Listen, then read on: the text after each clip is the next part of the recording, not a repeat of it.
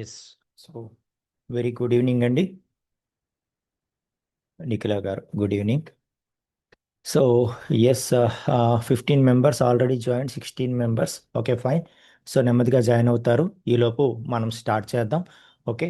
So ఏదైతే మనం assignment ఇచ్చామో, అసైన్మెంట్ అందరూ సబ్మిట్ చేశారు ఆల్మోస్ట్. ఓకే.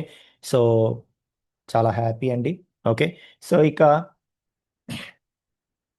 ఒకసారి మనం స్టార్టింగ్లోనే ఉన్నాం కాబట్టి ఆ 3 ప్రోగ్రామ్స్ ఏవైతే ఉన్నాయో అవి ఒకసారి నేను కూడా ఇక్కడ డిస్కస్ చేసేస్తాను. సో 3 or 4 ప్రోగ్రామ్స్ ఏవైతే చేయమన్నామో అవి. ఓకే. సో చేసేసిన తర్వాత ఇంకా మనం నెక్స్ట్ కాన్సెప్ట్లోకి వెళ్ళిపోదాం అనమాట. Okay. So yes, let's close all these things. Okay, fine. So ఒకసారి ఫ్రెష్గా కమ్యూనిటీ ఓపెన్ చేద్దాం. So community. Okay. So yes, okay. So even or odd and program to check whether given number is divisible by 3, 11 or not, and program to check given string is vowel or consonant, and given year is leap year or not.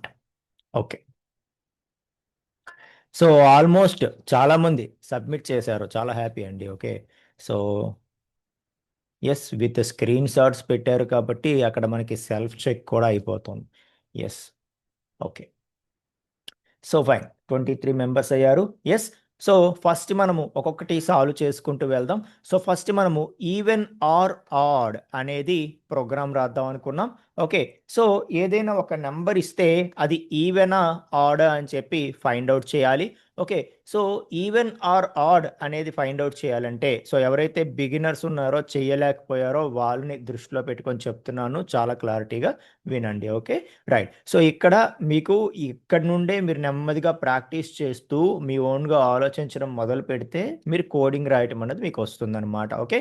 So నేనేం చెప్పాను process, ఎప్పుడైనా సరే ఒక number ఇచ్చి అది even order find out చేయాలంటే ముందు మనకి జనరల్ స్టెప్స్లో ఏం చేయాలో తెలియాలి. Okay. So first take a number, ఒక నెంబర్ తీసుకోవాలి. అది ఈవెన్ ఆర్డర్ ఫైండ్ అవుట్ చేయాలంటే ముందు నెంబర్ తీసుకోవాలి. ఫైన్. ఓకే. సో నెంబర్ తీసుకున్న తర్వాత ఏం చేయాలి, ఆ నెంబర్ ఈవెనా ఆడా ఫైండ్ అవుట్ చేయాలి. అంటే ముందు మనకి ఒక నెంబర్ ఇస్తే అది ఈవెన్ ఆడ్ అనేది మనకి ఎలా తెలుస్తుంది అని అంటే, సో దాన్ని మనం తెలిస్తే ముందుకు వెళ్ళొచ్చు, లేదు అంటే మనం సెట్ చేసుకొనైనా తెలుసుకోవచ్చు, no problem. Okay. So even number odd number అంటే ఏంటి, సో 2తో డివైడ్ చేస్తే మనకి రిమైండర్ అనేది 0 వచ్చింది అనుకోండి. 2తో డివైడ్ చేసేటప్పుడు ఏదైనా ఇచ్చిన నెంబర్కి 2తో డివైడ్ చేసేటప్పుడు రిమైండర్ అనేది 0 వచ్చింది అనుకోండి, అది ఈవెన్ నెంబర్ అనమాట, లేకపోతే odd number. Okay. So for example 10 ఇచ్చామంటే 10ని 2తో డివైడ్ చేయాలి, చేస్తే రిమైండర్ అనేది 0 రావాలి. రిమైండర్ 0 రావాలి, వస్తే అది మనకి ఏంటి, సో ఈవెన్ నెంబర్ అంటాం. 10 అనేది ఈవెన్ నెంబర్ అంటాం, లేకపోతే 10 అనేది ఆడ్ నెంబర్ అవుతుంది అనమాట. అర్థమవుతుందా? అలా ఏ నెంబర్ తీసుకున్నా సరే 2తో డివైడ్ చేయాలి. So divide given number with 2. Okay. And find remainder. So రిమైండర్ని ఫైండ్ చేయాలి. ఓకే. సో రిమైండర్ వస్తుంది. సో రిమైండర్ రాగానే నెక్స్ట్ స్టెప్లో మనం ఏం చేయాలి, so check whether remainder is 0 or not. Whether remainder is 0 or not. So remainder అనేది 0 అవునా కాదో చెక్ చేయాలి. Okay, fine. సో రిమైండర్ అనేది 0 అయితే, so if 0 declare as even. Okay, declare as even. Else else declare as odd. Odd. Okay. So ఇది మనం చెయ్యాలనుకుంటున్నటువంటి steps అన్నమాట. ఓకే. సో మనకి క్లియర్గా స్టెప్స్ తెలుసు కాబట్టి ఇంకా ఒక నెంబర్ని తీసుకోవడం ఇదంతా కూడా మనం చేసేస్తూ ముందుకు వెళ్ళిపోతాం. సో మనకి స్టెప్స్ తెలిసిపోయాయి కదా. ఇప్పుడు మనం ఏం చేస్తాము అంటే ఇంకా డైరెక్ట్గా మనం ఇక్కడికి వచ్చేద్దాం. ఒక ప్రోగ్రామ్ తీసుకుందాం. Okay. So new Python file. So even check అంటాను. So even check dot py, okay. So ఇక్కడ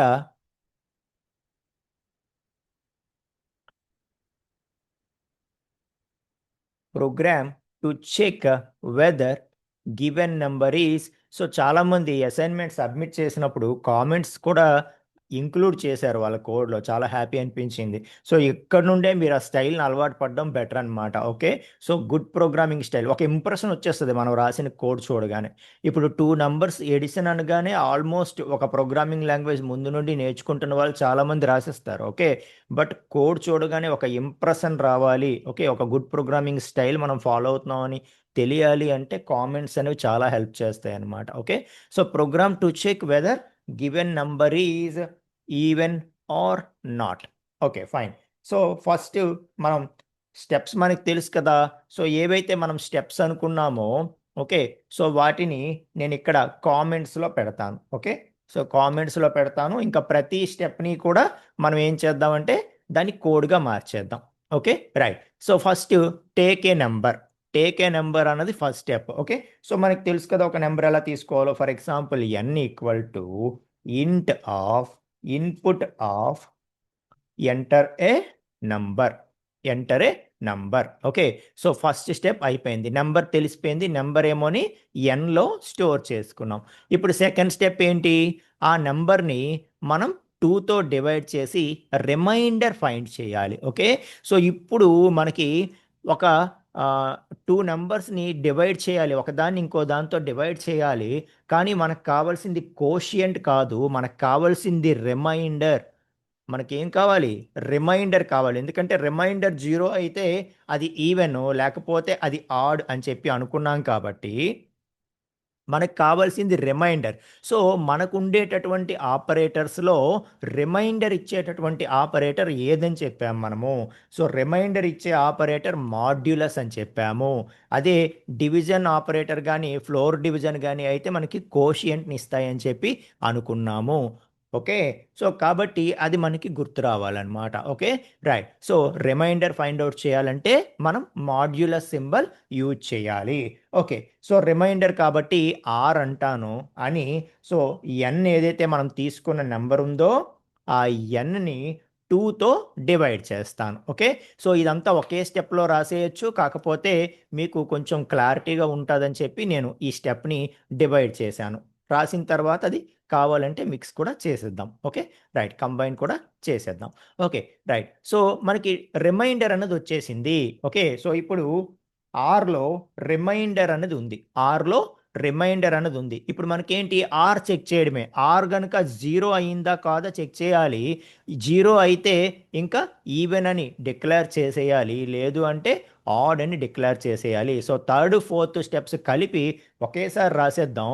సో మనకి చెక్ చేయడం తెలుసు కదా, ఇఫ్తో మనం ఏం చేస్తాము, if R equal to 0 or not అనేది చెక్ చేస్తాం. ఇక్కడ మనకి సో ఈ కండిషన్ ట్రూ అయితేనే నెక్స్ట్ స్టేట్మెంట్ ఎగ్జిక్యూట్ అవ్వాలి, లేకపోతే అవ్వొద్దు అని ఎప్పుడైతే అనుకున్నామో వెంటనే ఇంకా మనకి ఏమవుతుంది, సో ఇండెంటేషన్ బ్లాక్ అనేది వచ్చేస్తుంది. వచ్చేసి ఆర్ ఈక్వల్ టు 0 అయితే ప్రింట్. ఓకే, సో ఏదైతే నంబర్ తీసుకున్నామో ఎఫ్ స్ట్రింగ్ యూజ్ చేస్తున్నాను. ఓకే, ఎన్ అంటాను. So N is even, N is even అని చెప్పి ప్రింట్ చేసేస్తాను. సో ఎప్పుడైతే కాదు అని అనుకునేటప్పుడు ఎల్స్ పార్ట్కి వెళ్ళిపోతాను. వెళ్ళిపోయి సో ఎన్ ఈజ్ ఆడ్ అని చెప్పి ప్రింట్ చేసేస్తాను. ఓకే, అర్థమవుతుంది కదా. సో ఇక్కడ నేను ఆర్ని సపరేట్గా ముందు రిమైండర్ ఫైండ్ అవుట్ చేసి ఆర్ ఈక్వల్ టు 0 అన్నాను. లేదు అంటే డైరెక్ట్గా ఇక్కడే n%2 అని కూడా అనేయచ్చు అనమాట. ఓకే, అప్పుడు ఆర్ అవసరం కూడా ఉండదు. సో డైరెక్ట్గా n%2 ఇక్కడే మనం క్యాలిక్యులేట్ చేస్తాం రిమైండరు. ఎక్కడికెక్కడే అది 0 కాదో చెక్ చేసేస్తాం. ఓకే, సో అలా చేయొచ్చు, కొంచెం క్లారిటీగా ఉంటుందని చెప్పి నేను ఒక స్టేట్మెంట్ ఎక్స్ట్రా రాయడం జరిగింది. ముందు రిమైండర్ని ఆర్లో స్టోర్ చేసుకున్నాను, చేసుకొని ఆ తర్వాత అది చెక్ చేయడం చూపించాను మీకు. ఓకేనా right. So this is how we can find whether given number is even or odd. Okay, ఒకసారి సేవ్ చేస్తున్నాను. సో సేవ్ చేసి రన్ చేసేద్దాం. సో రన్ చేసేస్తే enter a number, for example 12. Okay, yes 12 is even and let's run again and let's say 11. Okay, so 11 is odd. అర్థమవుతుంది కదా. So very simple అండి. మనం ఏదైనా సరే ఈ ఇఫ్ అంటే మనం ఏ మెథడాలజీ ఫాలో అవుతున్నామో ఆలోచించడానికి అనేది ఇంపార్టెంట్. అసలు ఇవేవి చేయకుండా సరే ఈవెన్ ఆర్డర్ చెక్ చేసేద్దాం అని చెప్పి ఫస్ట్ నెంబర్ని రీడ్ చేసేస్తాము. సో చేసేసిన తర్వాత ముందు ఆలోచించాం కదా, అప్పుడు ఇక్కడికి వచ్చి ఆలోచించుకుంటూ ఉంటాం. సో ముందు మనకి ఫ్లో వచ్చేయాలన్నమాట. ఓకే. సో మనం చేయాలనుకుంటున్న ప్రోగ్రామ్ ఇంప్లిమెంట్ చేయాలంటే స్టెప్స్ ఏంటి ఏంటి అన్న క్లారిటీ ముందు మనకి మైండ్లోకి తీసుకురావాలి. ఆ తర్వాత మనం దాన్ని కోడింగ్ రూపంలోకి వెళ్ళాలి. ఆ లాజికల్ థింకింగ్ అనేది ముందు మనకి రావాలి. ఓకేనా. సో వస్తే పైథాన్లోనే కాదు, మీరు జావాలోనైనా, సి అయినా, సి ప్లస్ ప్లస్ అయినా, ఎందులోనైనా మీరు కోడింగ్ చేసేయగలుగుతారు. ఇదే స్టెప్స్ అనమాట. ఓకే. రైట్. సో ప్రతి ప్రోగ్రామింగ్ లాంగ్వేజ్లో రిమైండర్ ఫైండ్ అవుట్ చేయడానికి ఒక ఆపరేటర్ ఉంటుంది, అది ఏంటో తెలుసుకుంటాం. రిమైండర్ వచ్చిన తర్వాత జీరో అయితే ఈవెన్, లేకపోతే ఆడ్. సో రిమైండర్ జీరో అయితే ఈవెన్, లేకపోతే ఆడ్ అన్నది అది మ్యాథమెటికల్ ఫార్ములా. ఓకే. అది ప్రోగ్రామింగ్ లాంగ్వేజ్తో సంబంధం లేనిది. అదే స్టార్టింగ్లో చెప్పాను, లాజిక్ ఎక్కడైనా ఒకటే. సో మనకి ప్రోగ్రామింగ్ లాంగ్వేజ్కి ఏం మారుతాయి అంటే ఈ చిన్న చిన్న సింటాక్స్లు మారుతాయి. సిలో అయితే ప్రింట్ ఎఫ్ వాడతాం, సిలో ప్రింట్ ఎఫ్ వాడతాం. అదే పైథాన్లో అయితే ప్రింట్ వాడతాం. ఆ, అదే సి ప్లస్ ప్లస్లో అయితే సి అవుట్ వాడతాం. జావాలో అయితే సిస్టమ్ డాట్ అవుట్ డాట్ ప్రింట్ఎల్ అని వాడతాం కదా. సో పిహెచ్పి అయితే ఎక్కువ వాడతాం. అంటే ఆ చిన్న చిన్న సింటాక్సెస్, ఆ కీవర్డ్స్, ఆ ఫంక్షన్ నేమ్స్ మారుతాయి తప్పితే ఎక్కడైనా ప్రొసీజర్ ఒక్కటే అని చెప్తున్నాను అనమాట. ఒక్క ప్రోగ్రామింగ్ లాంగ్వేజ్ పర్ఫెక్ట్గా నేర్చుకుంటే ఆ తర్వాత మీరు దేన్నైనా ఈజీగా సాల్వ్ చేయగలుగుతారు. కాబట్టి ఇది గుర్తుపెట్టుకోండి, ఒక్కటి పర్ఫెక్ట్గా నేర్చుకోండి అని చెప్పి చెప్తున్నాను అనమాట. ఓకేనా. రైట్. సో ఇక మనము ఏదైతే ఫస్ట్ ప్రోగ్రామ్ ఉందో అది కంప్లీట్ చేసుకున్నాం. సెకండ్ ప్రోగ్రామ్ ఏమన్నా మనము, program to check whether given number is divisible by 3, 11 or not అన్నాము. Okay. So program to check whether so given number is divisible by 3, 11 or not, అంటే 3, 11 రెండిటితో కూడా డివిజిబుల్ అవ్వాలి, దానికోసం మనం చెక్ చేయాలి. ఓకే. సో ఇది మనం రాయాలనుకుంటున్నటువంటి ప్రోగ్రామ్. ఓకే. సో వెంటనే మనం ఇంకా స్టెప్స్కి వచ్చేయాలి. సో ఒక నెంబర్ ఇస్తారంట, ఆ నెంబరు 3, 11 రెండిటితో కూడా డివిజిబుల్ అవుతుందా లేదా చెక్ చేయాలి. ఓకే. సో అంటే ఏంటి, సో 3తో డివైడ్ చేసిన, 11తో డివైడ్ చేసిన రిమైండర్ అన్నది 0 రావాలి అనేది రూల్ ఇక్కడ. ఓకే. రైట్. సో అయితే మనం వెంటనే ఏం చేయాలి, మనకు నెంబర్ ఇస్తారు అంటున్నారు కాబట్టి టేక్ ఏ నెంబర్. మనం ఆ నెంబర్ ఏంటో తెలుసుకోవాలి ఆర్ తీసుకోవాలి. ఓకే. సో నెంబర్ తెలుసుకున్న తర్వాత ఇంకా మరి వెంటనే మనం ఏం చేస్తాము. ఓకే. సో ఆ నెంబర్ని మనం so divide by both 3, 11. So divide by both 3, 11. So divide given number by both 3, 11. Okay. So 3, 11 రెండిటితో కూడా డివైడ్ చేయాలి, చేసి so check both remainders remainders are zero or not, are zero or not. So రెండిటితో కూడా divide చేయాలి, రెండిటితో కూడా మనం తీసుకున్న నెంబర్ని డివైడ్ చేసినప్పుడు రెండిటితో కూడా జీరో రావాలి, వస్తే అది రెండిటితో కూడా డివిజిబుల్ అవుతుంది అని చెప్తాం. ఒకదాంతో జీరో వచ్చి ఇంకో దాంతో రిమైండర్ ఇంకేదో వచ్చింది అనుకోండి. ఓకే.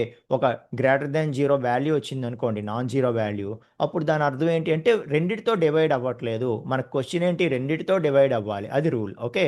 సో కాబట్టి check both remainders are zero or not. Okay. So if yes అయితే so print divisible. Okay. So else print not divisible. That's it. Okay. So అయితే ఎస్ అని చెప్పి డివిజిబుల్ అని చెప్పాలి, లేదంటే divisible, else print not divisible అని చెప్పేయాలి. Okay. So very simple కదా. ఓకే. సో ఇవే స్టెప్స్ని మనం తీసుకుందాం, మనకి మైండ్లో క్లియర్గా ఏం చేయాలి అన్న క్లారిటీ వచ్చేసింది. ఓకే. సో ఇక మనకు నచ్చిన కోడింగ్ లాంగ్వేజ్కి వెళ్ళిపోయి డెవలప్ చేసుకోవచ్చు. మనం పైథాన్ నేర్చుకుంటున్నాం కాబట్టి పైథాన్లో దీన్ని డెవలప్ చేసేస్తాం. Okay. So divisible by 3 and 11. Okay. So కొంచెం రిలేటివ్గానే నేమ్ ఇస్తున్నాను. So divisible by 3 and 11 dot py అంటున్నాను program name. Okay right. So yes comment program to check whether given number is divisible by both 3, 11 or not అనేది check చేస్తాము. Okay so దానికోసం steps మన దగ్గర ఉన్నాయి. ఆ స్టెప్స్ని మనం ఏం చేస్తామంటే సింపుల్గా కామెంట్స్గా చేసుకొని డెవలప్ చేసేస్తాం. ఓకే రైట్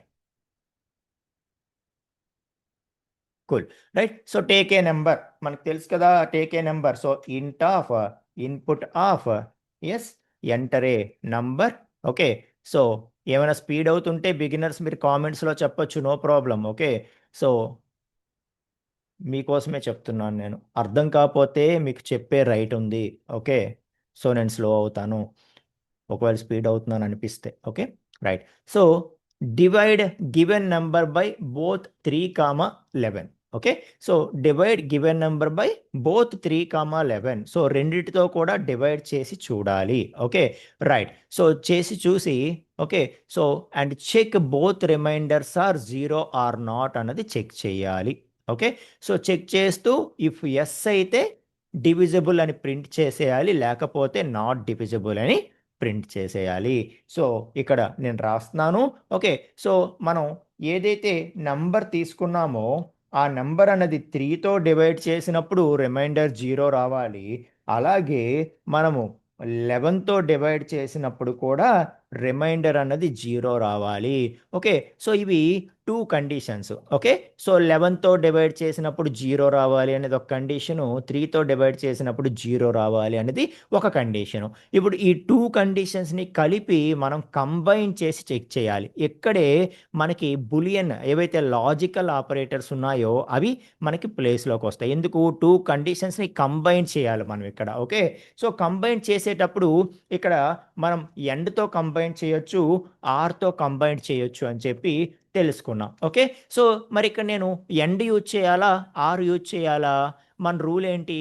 బోత్ 3తోని 11తోని రెండిటితోని డివైడ్ అవ్వాలి. ఏ ఒక్కదానితో అయితే సరిపోదు, రెండిటితోని డివైడ్ అవ్వాలి, రెండు కూడా సక్సెస్ అవ్వాలి అని మనం అనుకుంటున్నాం. కాబట్టి సో రెండు సక్సెస్ అయితేనే సక్సెస్, మిగతా అన్ని కేసుల్లో ఫెయిల్యూరు అనేది ఎండా ఆరా అది మనం చూసుకోవాలి. సో నాకు 2 కేసులు సక్సెస్ అవ్వాలి, 2 కేసులు సక్సెస్ అయితేనే సక్సెస్ అనుకునేది ఏంటి? ఎండ్. అదే ఆర్ అన్నది ఏం చేస్తుంది? ఏ ఒక్కటి సక్సెస్ అయినా సక్సెస్ అని ఇచ్చేస్తుంది. అలా ఇవ్వకూడదు కదా. 3, 11 రెండిటితోని డివైడ్ చేస్తే రెండిటితోని రిమైండర్ 0 రావాలి. కాబట్టి ఇక్కడ మనం ఏం చేయాలి? ఈ బోత్ కండిషన్స్ మస్ట్గా సక్సెస్ అవ్వాల్సిందే. కాబట్టి మనం ఏం చేస్తాము? ఎండ్ అనేది ఇస్తాము, ఎండ్తో కంబైన్ చేసుకుంటాము. ఓకే సో ఎండ్తో కంబైన్ చేసుకుంటే అప్పుడు మనకి ఎస్ ఈ రెండు కూడా సక్సెస్ అయితేనే ఈ లోపలికి వచ్చి ఇక్కడ ఏదైతే మనం ప్రింట్ చేయాలనుకుంటున్నామో, ఏం ప్రింట్ చేయాలనుకుంటున్నాము? సో ఎస్ డివిజిబుల్, లేకపోతే so yes given number. Okay so f string రాసేస్తున్నాను, ఎఫ్ స్ట్రింగ్ రాసేస్తున్నాను. Yes given number, yes given number n, n is divisible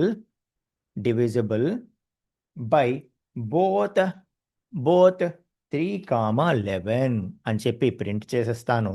okay so లేదు అంటే ఇంకా సింపుల్గా ఏం చేసేస్తాను?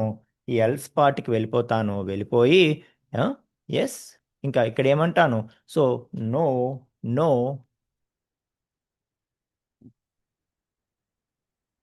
Given number is not divisible by both 3, 11 అని చెప్పి ఇచ్చేస్తాను. ఓకే సో ప్రోగ్రామ్ని సేవ్ చేస్తున్నాను. సో సేవ్ చేసిన తర్వాత ఇంకా మనము రన్ చేసేద్దాం. సో రన్ చేస్తే ఎస్ ఎంటరే నెంబర్ అని అడిగింది. ఓకే సో ఫర్ ఎగ్జాంపుల్ 12 ఇస్తాను. 12 యాక్చువల్గా 3తో డివిజిబుల్ అవుతుంది, 3 4s are 12, బట్ 11తో అవ్వదు. ఓకే కాబట్టి no given number 12 is not divisible by both 3, 11 అని వచ్చింది. ఈసారి నేను 33 ఇస్తాను. సో ఇస్తే ఎస్ 3తో అలాగే 11తో రెండిటితో కూడా 33 అన్నది డివిజిబుల్ అవుతుంది కాబట్టి మనకి సక్సెస్ అన్నది వచ్చింది. అర్థమవుతుందా? ఇక్కడ ఎండ్ అనేది ఎందుకు తీసుకున్నాము, ఎప్పుడు తీసుకోవాలి, రియల్ టైంలో అర్థమవుతుందా? ఆ బోత్ కండిషన్స్ కూడా మస్ట్గా సాటిస్ఫై అవ్వాల్సిందే. రెండు ట్రూ అవ్వాల్సిందే. రెండు ట్రూ అయితేనే ముందుకు వెళ్ళాలి. ఇక్కడ ఉండేటటువంటి ఈ స్టేట్మెంట్స్ ఎగ్జిక్యూట్ అవ్వాలి. అంటే అప్పుడు మనం ఖచ్చితంగా ఎండనిస్తాం. ఈ రెండిట్లో ఏదో ఒకటి సక్సెస్ అయితే చాలు. ఇదే నేను question. Okay, so program to check whether given number is divisible by, okay, so either 3 or 11 అన్నాను అనుకోండి. Okay, so program to check given number is divisible by either 3 or 11 అన్నాను అనుకోండి. అప్పుడు నా క్వశ్చన్ ఏంటి? సో 3తో కానీ 11తో కానీ ఏదో ఒక దాంతో డివైడ్ అయినా చాలు, అలాగవుతుందేమో చెక్ చెయ్యు అని చెప్పి నేను అంటున్నట్టు. అప్పుడేమవుతుంది, ఇక్కడ మనం ఎండ్ ప్లేస్లో ఆర్ ఇచ్చుకోవచ్చు. ఎందుకంటే ఈ కండిషన్ కానీ ఈ కండిషన్ కానీ ఏదో ఒకటి సక్సెస్ అయితే చాలు, yes given number is divisible by either 3 or 11 అని చెప్పి మనం చెప్పేయచ్చు. అర్థమవుతుందా? సో అలాగా మనకు అక్కడ బులియన్ ఆపరేటర్ ఏం తీసుకోవాలి అన్న ఐడియా వెంటనే మైండ్కి తట్టాలన్నమాట. ఓకే, సో ఇనీషియల్గా రాపోయినా బై ప్రాక్టీస్ వస్తుంది. మనం ప్రాక్టీస్ చేస్తూ ఉండాలి. ఓకేనా? రైట్. Okay, fine. సో అయిపోయింది. What next? What next? మనకి ఏదైతే program to check given string is vowel or consonant, ఇక్కడ గివెన్ స్ట్రింగ్ ఈజ్ అని నేను ఎందుకు అన్నానంటే మనకి ఇక్కడ క్యారెక్టర్స్ అనేవి లేవు. ఓకే, మిగతా ప్రోగ్రామింగ్ లాంగ్వేజెస్లో క్యారెక్టర్స్ వేరు, స్ట్రింగ్ వేరు. సో సింగిల్ క్యారెక్టర్నే రీడ్ చేయడానికి ఒక సపరేట్ డేటా టైప్ ఉంటుంది, క్యార్ అని చెప్పి, CHAR. ఓకే, అదే మనకి పైథాన్లో క్యారెక్టర్ అయినా స్ట్రింగ్ అయినా మనం స్ట్రింగ్తోనే రీడ్ చేసుకుంటాం కాబట్టి నేను అలా అనేసాను. Okay, so vowel or not అన్నది చెక్ చేయాలి. వొవెల్ ఆర్ నాట్ అన్నది చెక్ చేయాలి. సో వొవెల్ ఆర్ నాట్ అనేది చెక్ చేయాలి. అక్కడ మనం ఏం చేయాలంటే ఒక క్యారెక్టర్ ఏదైనా తీసుకోవాలి. ఓకే, సో ఒక క్యారెక్టర్ ఏదైనా తీసుకోవాలి. Take a character, take a character. So ఒక క్యారెక్టర్ అంటే మనం స్ట్రింగ్నే రీడ్ చేస్తాము, బట్ ఇన్పుట్ ఇచ్చేటప్పుడు సింగిల్ క్యారెక్టర్ ఇస్తాం. Okay, so enter a character అంటాం, ఇచ్చినప్పుడు సింగిల్ క్యారెక్టరే ఇస్తాం. ఓకే, సో ఇస్తే మనకి అది వొవెలా కాదో ఎలా చెక్ చేస్తాము? దానికి ఏంటి రూలు? AEIOU ఈ 5 లెటర్స్లో దేంతోనైనా మ్యాచ్ అయితే అది వొవెల్, లేకపోతే అది వొవెల్ కాదు, కాన్సోనెంట్ అని చెప్పి మనం డిసైడ్ చేసేయచ్చు. Okay, so vowel or not అనేది మనం డిసైడ్ చేసేయచ్చు. సో ఒక క్యారెక్టర్ తీసుకుంటాము. సో తీసుకున్న తర్వాత ఆ క్యారెక్టర్ అన్నది, okay, so check whether given character is one of the okay, so or check whether given character is either A, okay, so A or E or I or O or U or not అనేది check చేయాలి. So వీటిలో ఏ ఒక్కదానితోనైనా match అవుతుందా అని check చేయాలి. ఇక్కడ చూసారా? So ఏతో, ఈతో, ఐతో, ఓతో, యూతో అన్నీ సక్సెస్ అయిపోవక్కర్లేదు. ఇక్కడ ఇంతకు ముందుకి దీనికి డిఫరెన్స్ అబ్జర్వ్ చేయండి. అక్కడ 3తోని 11తోని రెండిటితోని డివిజిబుల్ అవ్వాలి, రెండు మస్ట్గా సాటిస్ఫై అవ్వాలి. ఇక్కడ మనం తీసుకున్న క్యారెక్టర్ అన్నది ఇందులో ఏదో ఒక దాంతో మ్యాచ్ అయితే చాలు, ఏతో కానీ ఐతో కానీ. ఓకే, సో AEIOUలో ఏ ఒక్కదానితో మ్యాచ్ అయినా చాలు అనేది రూల్ అనమాట. Okay, right. సో అయితే so if yes then it is a vowel. Okay, so else it is a consonant. Okay, so it is consonant. ఓకేనా? సో అది మనకి రూల్. ఓకే, సో అందరూ ఆల్మోస్ట్ చాలామంది చేసేసారు కాబట్టి ఓకే, సో మిగతా వాళ్ళు ఎవరైతే ఉన్నారో క్లారిటీగా ఒకసారి వినండి. ఎస్, సో మనము ఏమందాం? Program name vowel check. Okay, so vowel చెక్కి ప్రోగ్రామ్ రాస్తున్నాము, vowel check dot py. Okay, so program to check whether given character is vowel or consonant. Okay, right. So ఏం చేస్తాము, మనకి స్టెప్స్ తెలుసు. ఓకే, సో స్టెప్స్ తెలుసు కాబట్టి first take ఏ character. So ఒక character ఎలా రీడ్ చేస్తాము, ఇంకా మనం ఏం కన్వర్ట్ చేయక్కర్లే, ఇన్పుట్ అంటే ఆటోమేటిక్గా అది స్ట్రింగ్ లాగా తీసుకుంటుంది. ఓకే, సో ఏమంటాము, ఎంటరే క్యారెక్టర్ అంటాము. సో ఎంటరే క్యారెక్టర్ అంటాము. దాన్ని ఒక సి అనే ఒక వేరియబుల్లో స్టోర్ చేసేస్తాను. Okay, right. సో స్టోర్ చేసిన తర్వాత ఇక నెక్స్ట్ మనం చెక్ చేయాల్సింది ఏంటి, so check whether given character is A E I O U or not అంటున్నాం. ఓకే, అంటే ఏ గాని, ఈ గాని, ఐ గాని, ఓ గాని, యు గాని ఇందులో ఏ ఒక్కదానితోనైనా మ్యాచ్ అవుతుందా అని చెక్ చేయమంటున్నాం. ఓకే, సో అది ఎలా చెక్ చేస్తాము, if,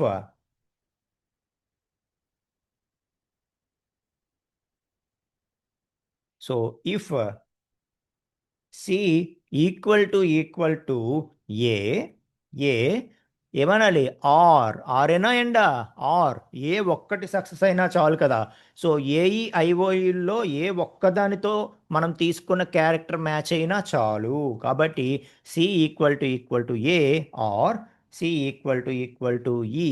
okay, or c equal to i. So దీనికి ఆల్టర్నేట్ కూడా నేను చెప్తాను. ఓకే, సో ఏఈఐ అలాగే c equal to o or c equal to u. So ఏఈఐఓయుల్లో ఏ ఒక్కదానితో మ్యాచ్ అయినా చాలు కాబట్టి మనం మల్టిపుల్ కండిషన్స్ని ఇక్కడ కంబైన్ చేసి కాంపౌండ్ స్టేట్మెంట్ క్రియేట్ చేసాము. అక్కడ ప్రతి దానికి కూడా ఆర్ పెట్టుకున్నాము. అంటే ఈ 5 కండిషన్స్లో ఏ ఒక్కటి సక్సెస్ అయిపోయినా చాలు అని మన ఉద్దేశం. ఓకే, సో అయిపోతే అప్పుడు ఏమని ప్రింట్ చేసేస్తాము. ఓకే, సో వెరీ సింపుల్గా, so given character is vowel అని చెప్పి ప్రింట్ చేసేస్తాము. ఓకే, సో ఎల్స్ ఏం చేస్తాము, సో ఈజ్ కాన్సోనెంట్ అని చెప్పి ప్రింట్ చేసేస్తాము. So given character is consonant అని చెప్పి ప్రింట్ చేసేస్తాము. Okay, fine. సో ఒకసారి చెక్ చేద్దామా. Yes, enter a character. So enter a character అంటే ఎఫ్ అని ఇస్తున్నాను నేను. సో ఇవ్వగానే అది కాన్సోనెంట్ అని చెప్పి వచ్చేసింది. ఓకే, సో నేను మళ్ళీ రీడ్ చేస్తాను, ఈసారి ఈ అని ఇస్తాను.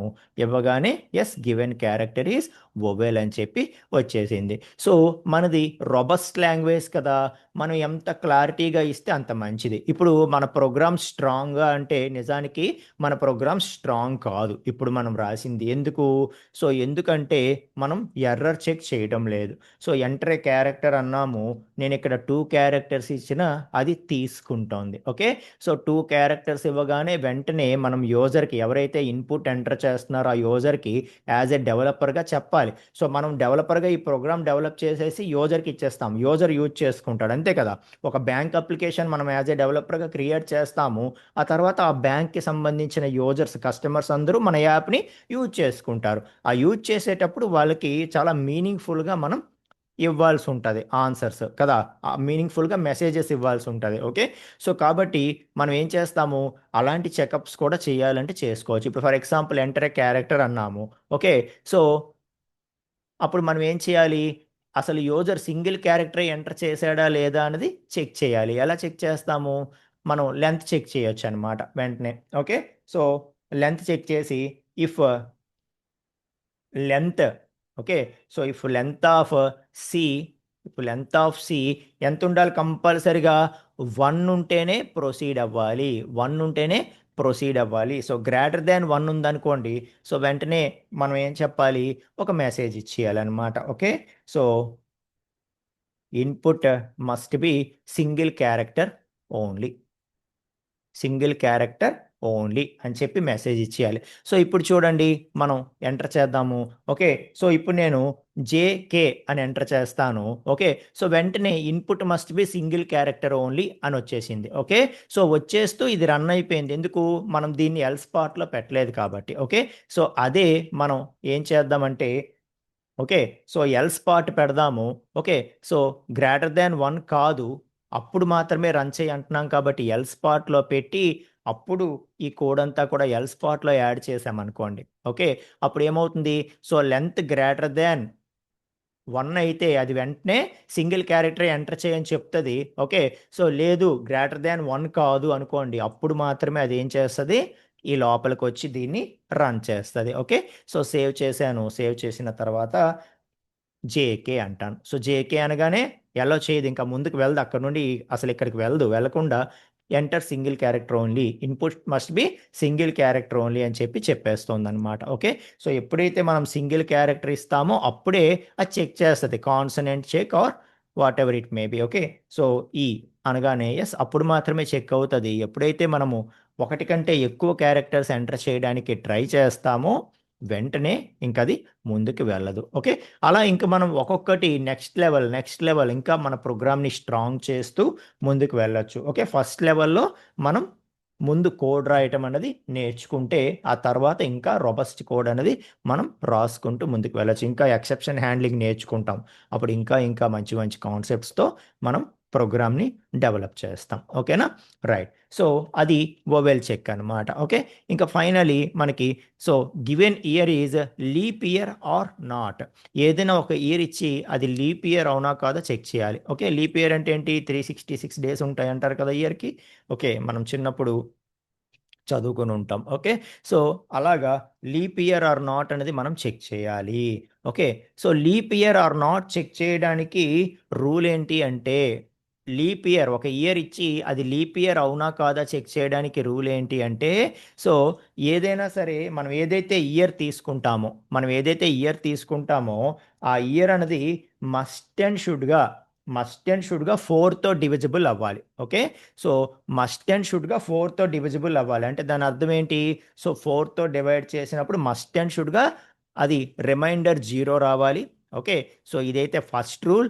అండ్ దీనితో పాటు ఇది మస్ట్గా సాటిస్ఫై అవుతూ, ఓకే, సో ఇంకొక 2 కండిషన్స్ ఉంటాయి, అందులో ఏదో ఒకటి సాటిస్ఫై అయితే చాలు. అదేంటి, సో 4తో మస్ట్గా డివిజిబుల్ అవుతూ అది 100తో డివిజిబుల్ అవ్వకూడదు.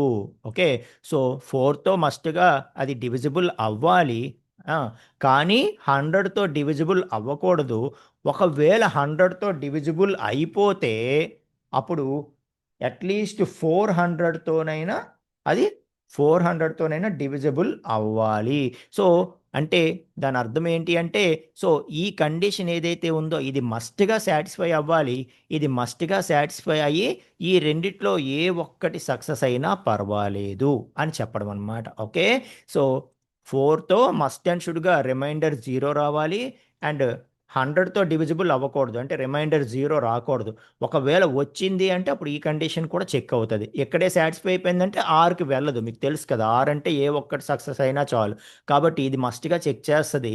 ఈ ఎండ్ అంటాము అని ఈ రెండిట్లో ఆర్ అంటున్నాం కాబట్టి ఒక ఇదే సక్సెస్ అయిపోయింది అనుకోండి, మరి ఇక్కడి వరకే వెళ్ళదు, ఈ రెండిట్లో ఏదో ఒకటి సక్సెస్ అయితే చాలు మనకి. ఓకే, సో అది మనకి రూల్ అనమాట. Okay, so leap year or not check చేయటానికి. ఓకేనా, రైట్. సో అది మనకి mathematical formula.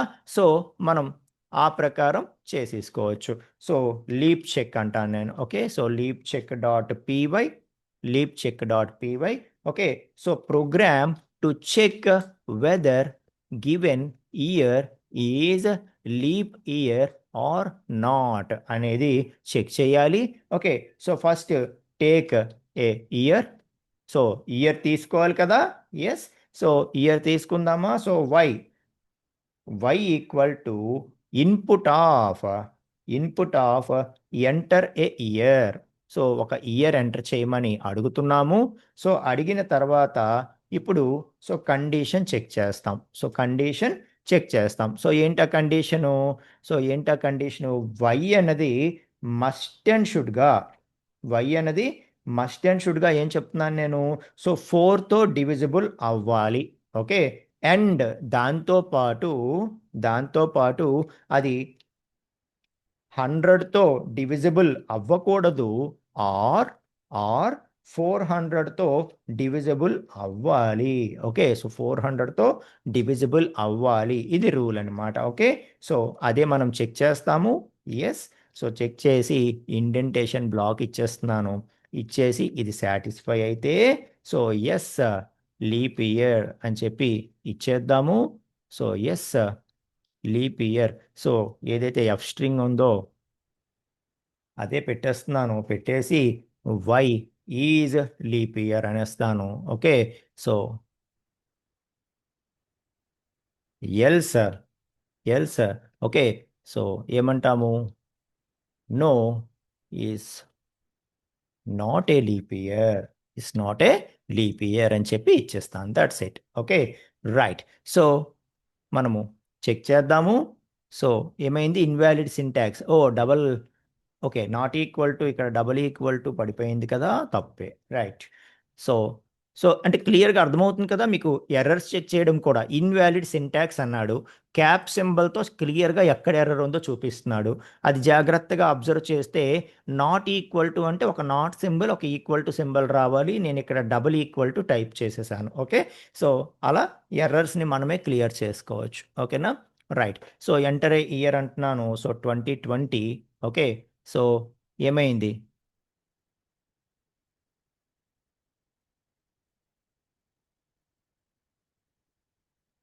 Okay. So year కాబట్టి అది స్ట్రింగ్ తీసుకుంటే కాదు.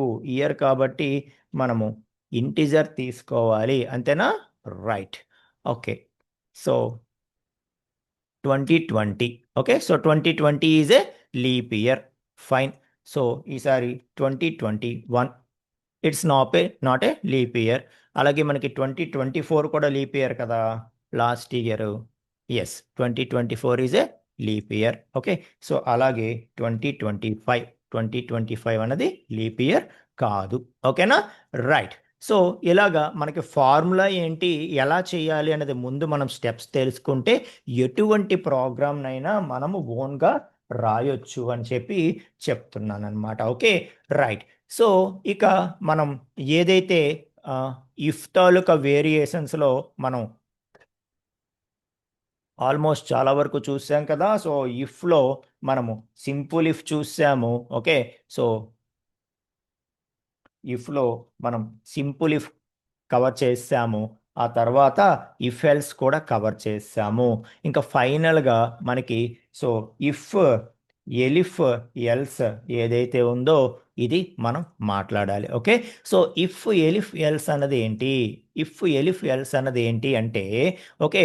సో ఎటువంటి సందర్భాల్లో అయితే కేవలం ఒక్క కండిషన్ చెక్ చేయడం మన రిక్వైర్మెంట్ కాదో, అంటే ఒకటి కంటే ఎక్కువ కండిషన్స్ మనం చెక్ చేయాల్సి ఉంటుందో. ఓకే.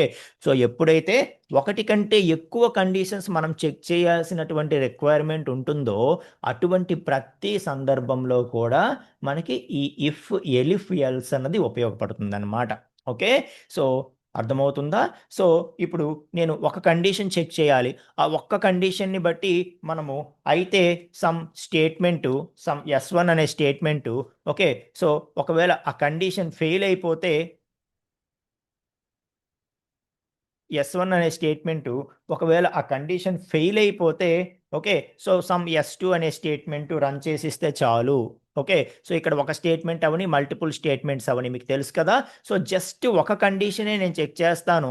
ఒక కండిషనే చెక్ చేసి ఆ కండిషన్ని బేస్ చేసుకొని ట్రూ అయితే కొన్ని స్టేట్మెంట్స్, ఫాల్స్ అయితే కొన్ని స్టేట్మెంట్స్ రన్ చేసేస్తాను అనుకునే ప్రతి సందర్భంలో మనకి సింపుల్ ఇఫ్ ఎల్స్ సరిపోతాయి. ఓకే. సో ఎల్స్ పార్ట్ కూడా ఉంటే ఇఫ్ ఎల్స్ వెర్షన్ తీసుకుంటాము. లేదు జస్ట్ అది ట్రూ అయితే చాలు, మనం స్టేట్మెంట్స్ రన్ చేయాలి, ఎల్స్ పార్ట్ ఏమీ ఉండదు అని అనుకునేటప్పుడు సింపుల్ ఇఫ్తో మేనేజ్ అయిపోతాం. ఓకే. సో అలా కాకుండా మనకి మల్టిపుల్ కండిషన్స్ చెక్ చేయాల్సిన సందర్భాలలో ఫర్ ఎగ్జాంపుల్ మనము ఒక కండిషన్ చెక్ చేస్తాము. ఓకే. సో ఒక కండిషన్ చెక్ చేస్తూ ఒక కండిషన్ చెక్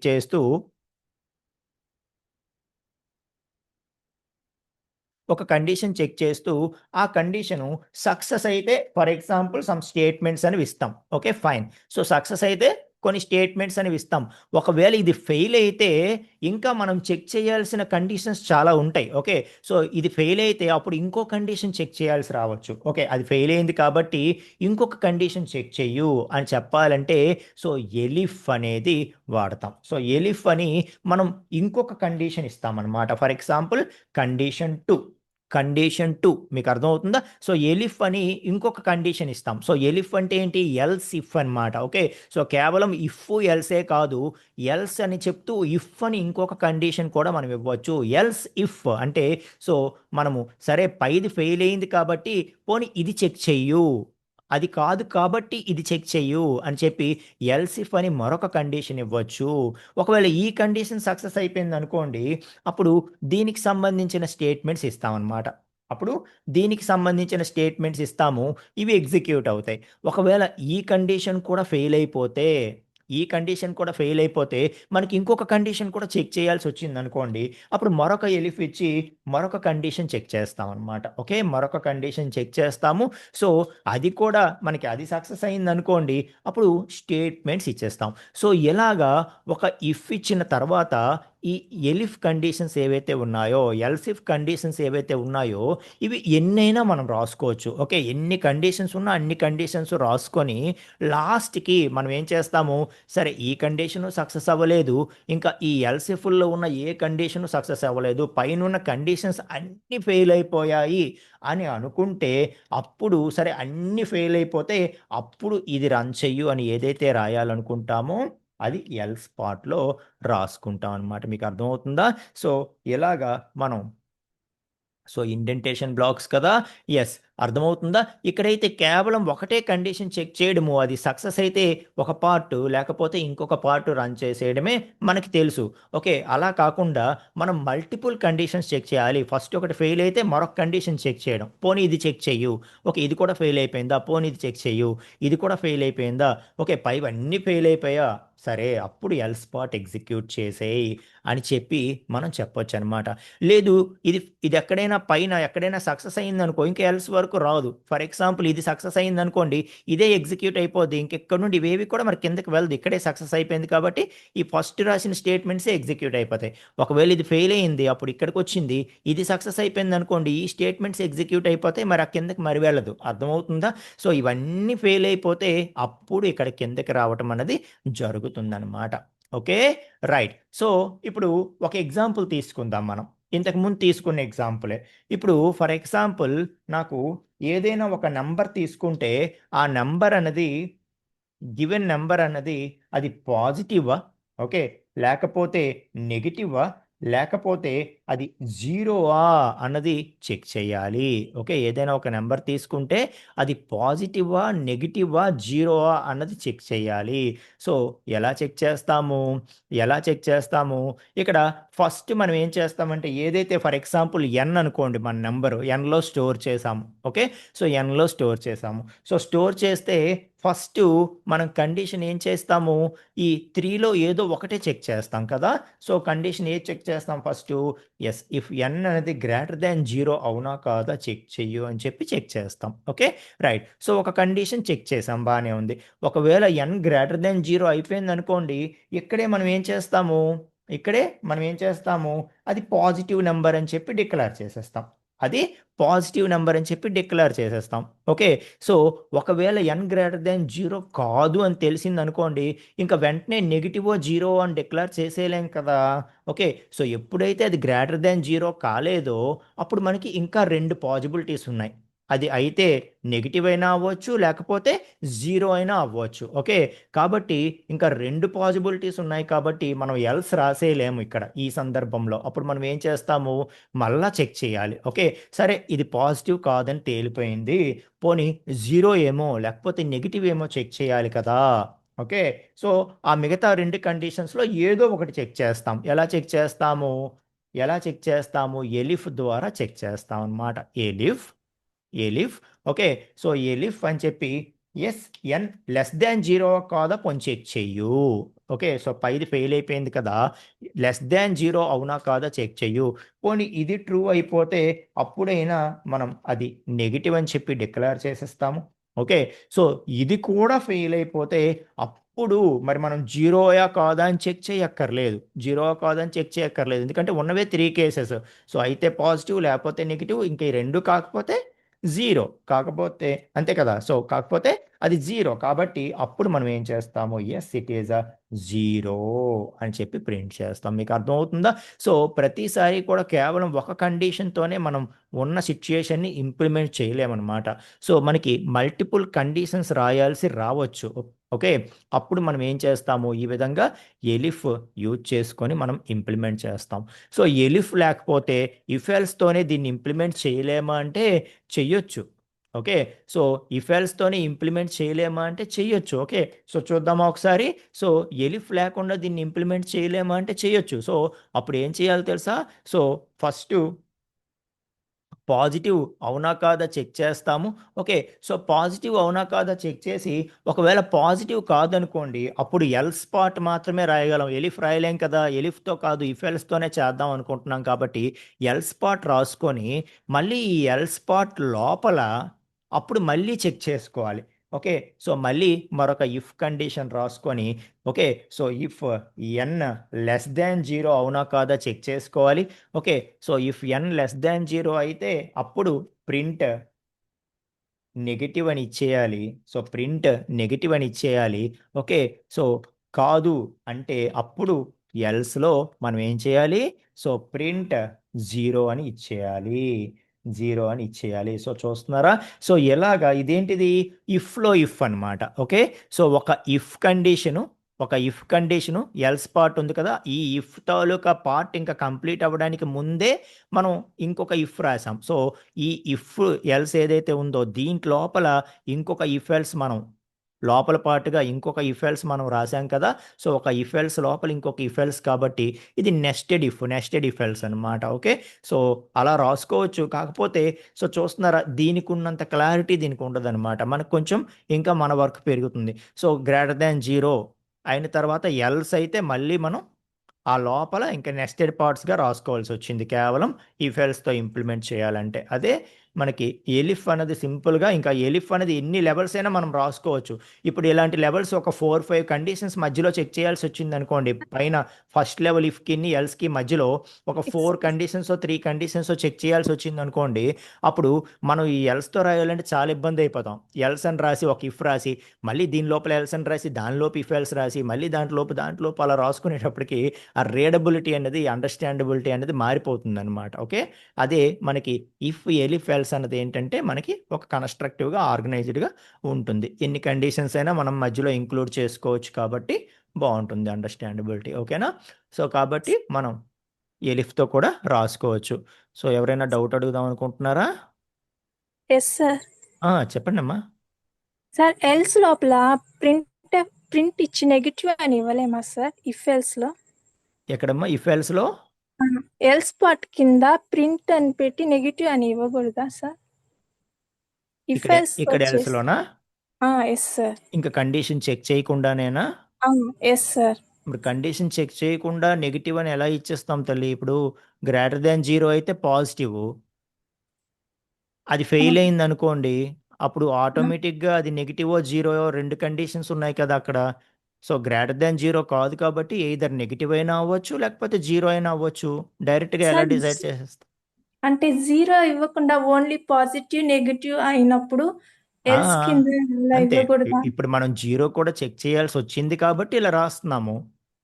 జస్ట్ మనం పాజిటివా నెగిటివా చెక్ చేయాల్సి వచ్చినప్పుడు ఇదంతా ఎందుకు, జస్ట్ ఎల్స్ పెట్టేసి ప్రింట్ నెగిటివ్ అనే రాసేస్తాం డైరెక్ట్గా.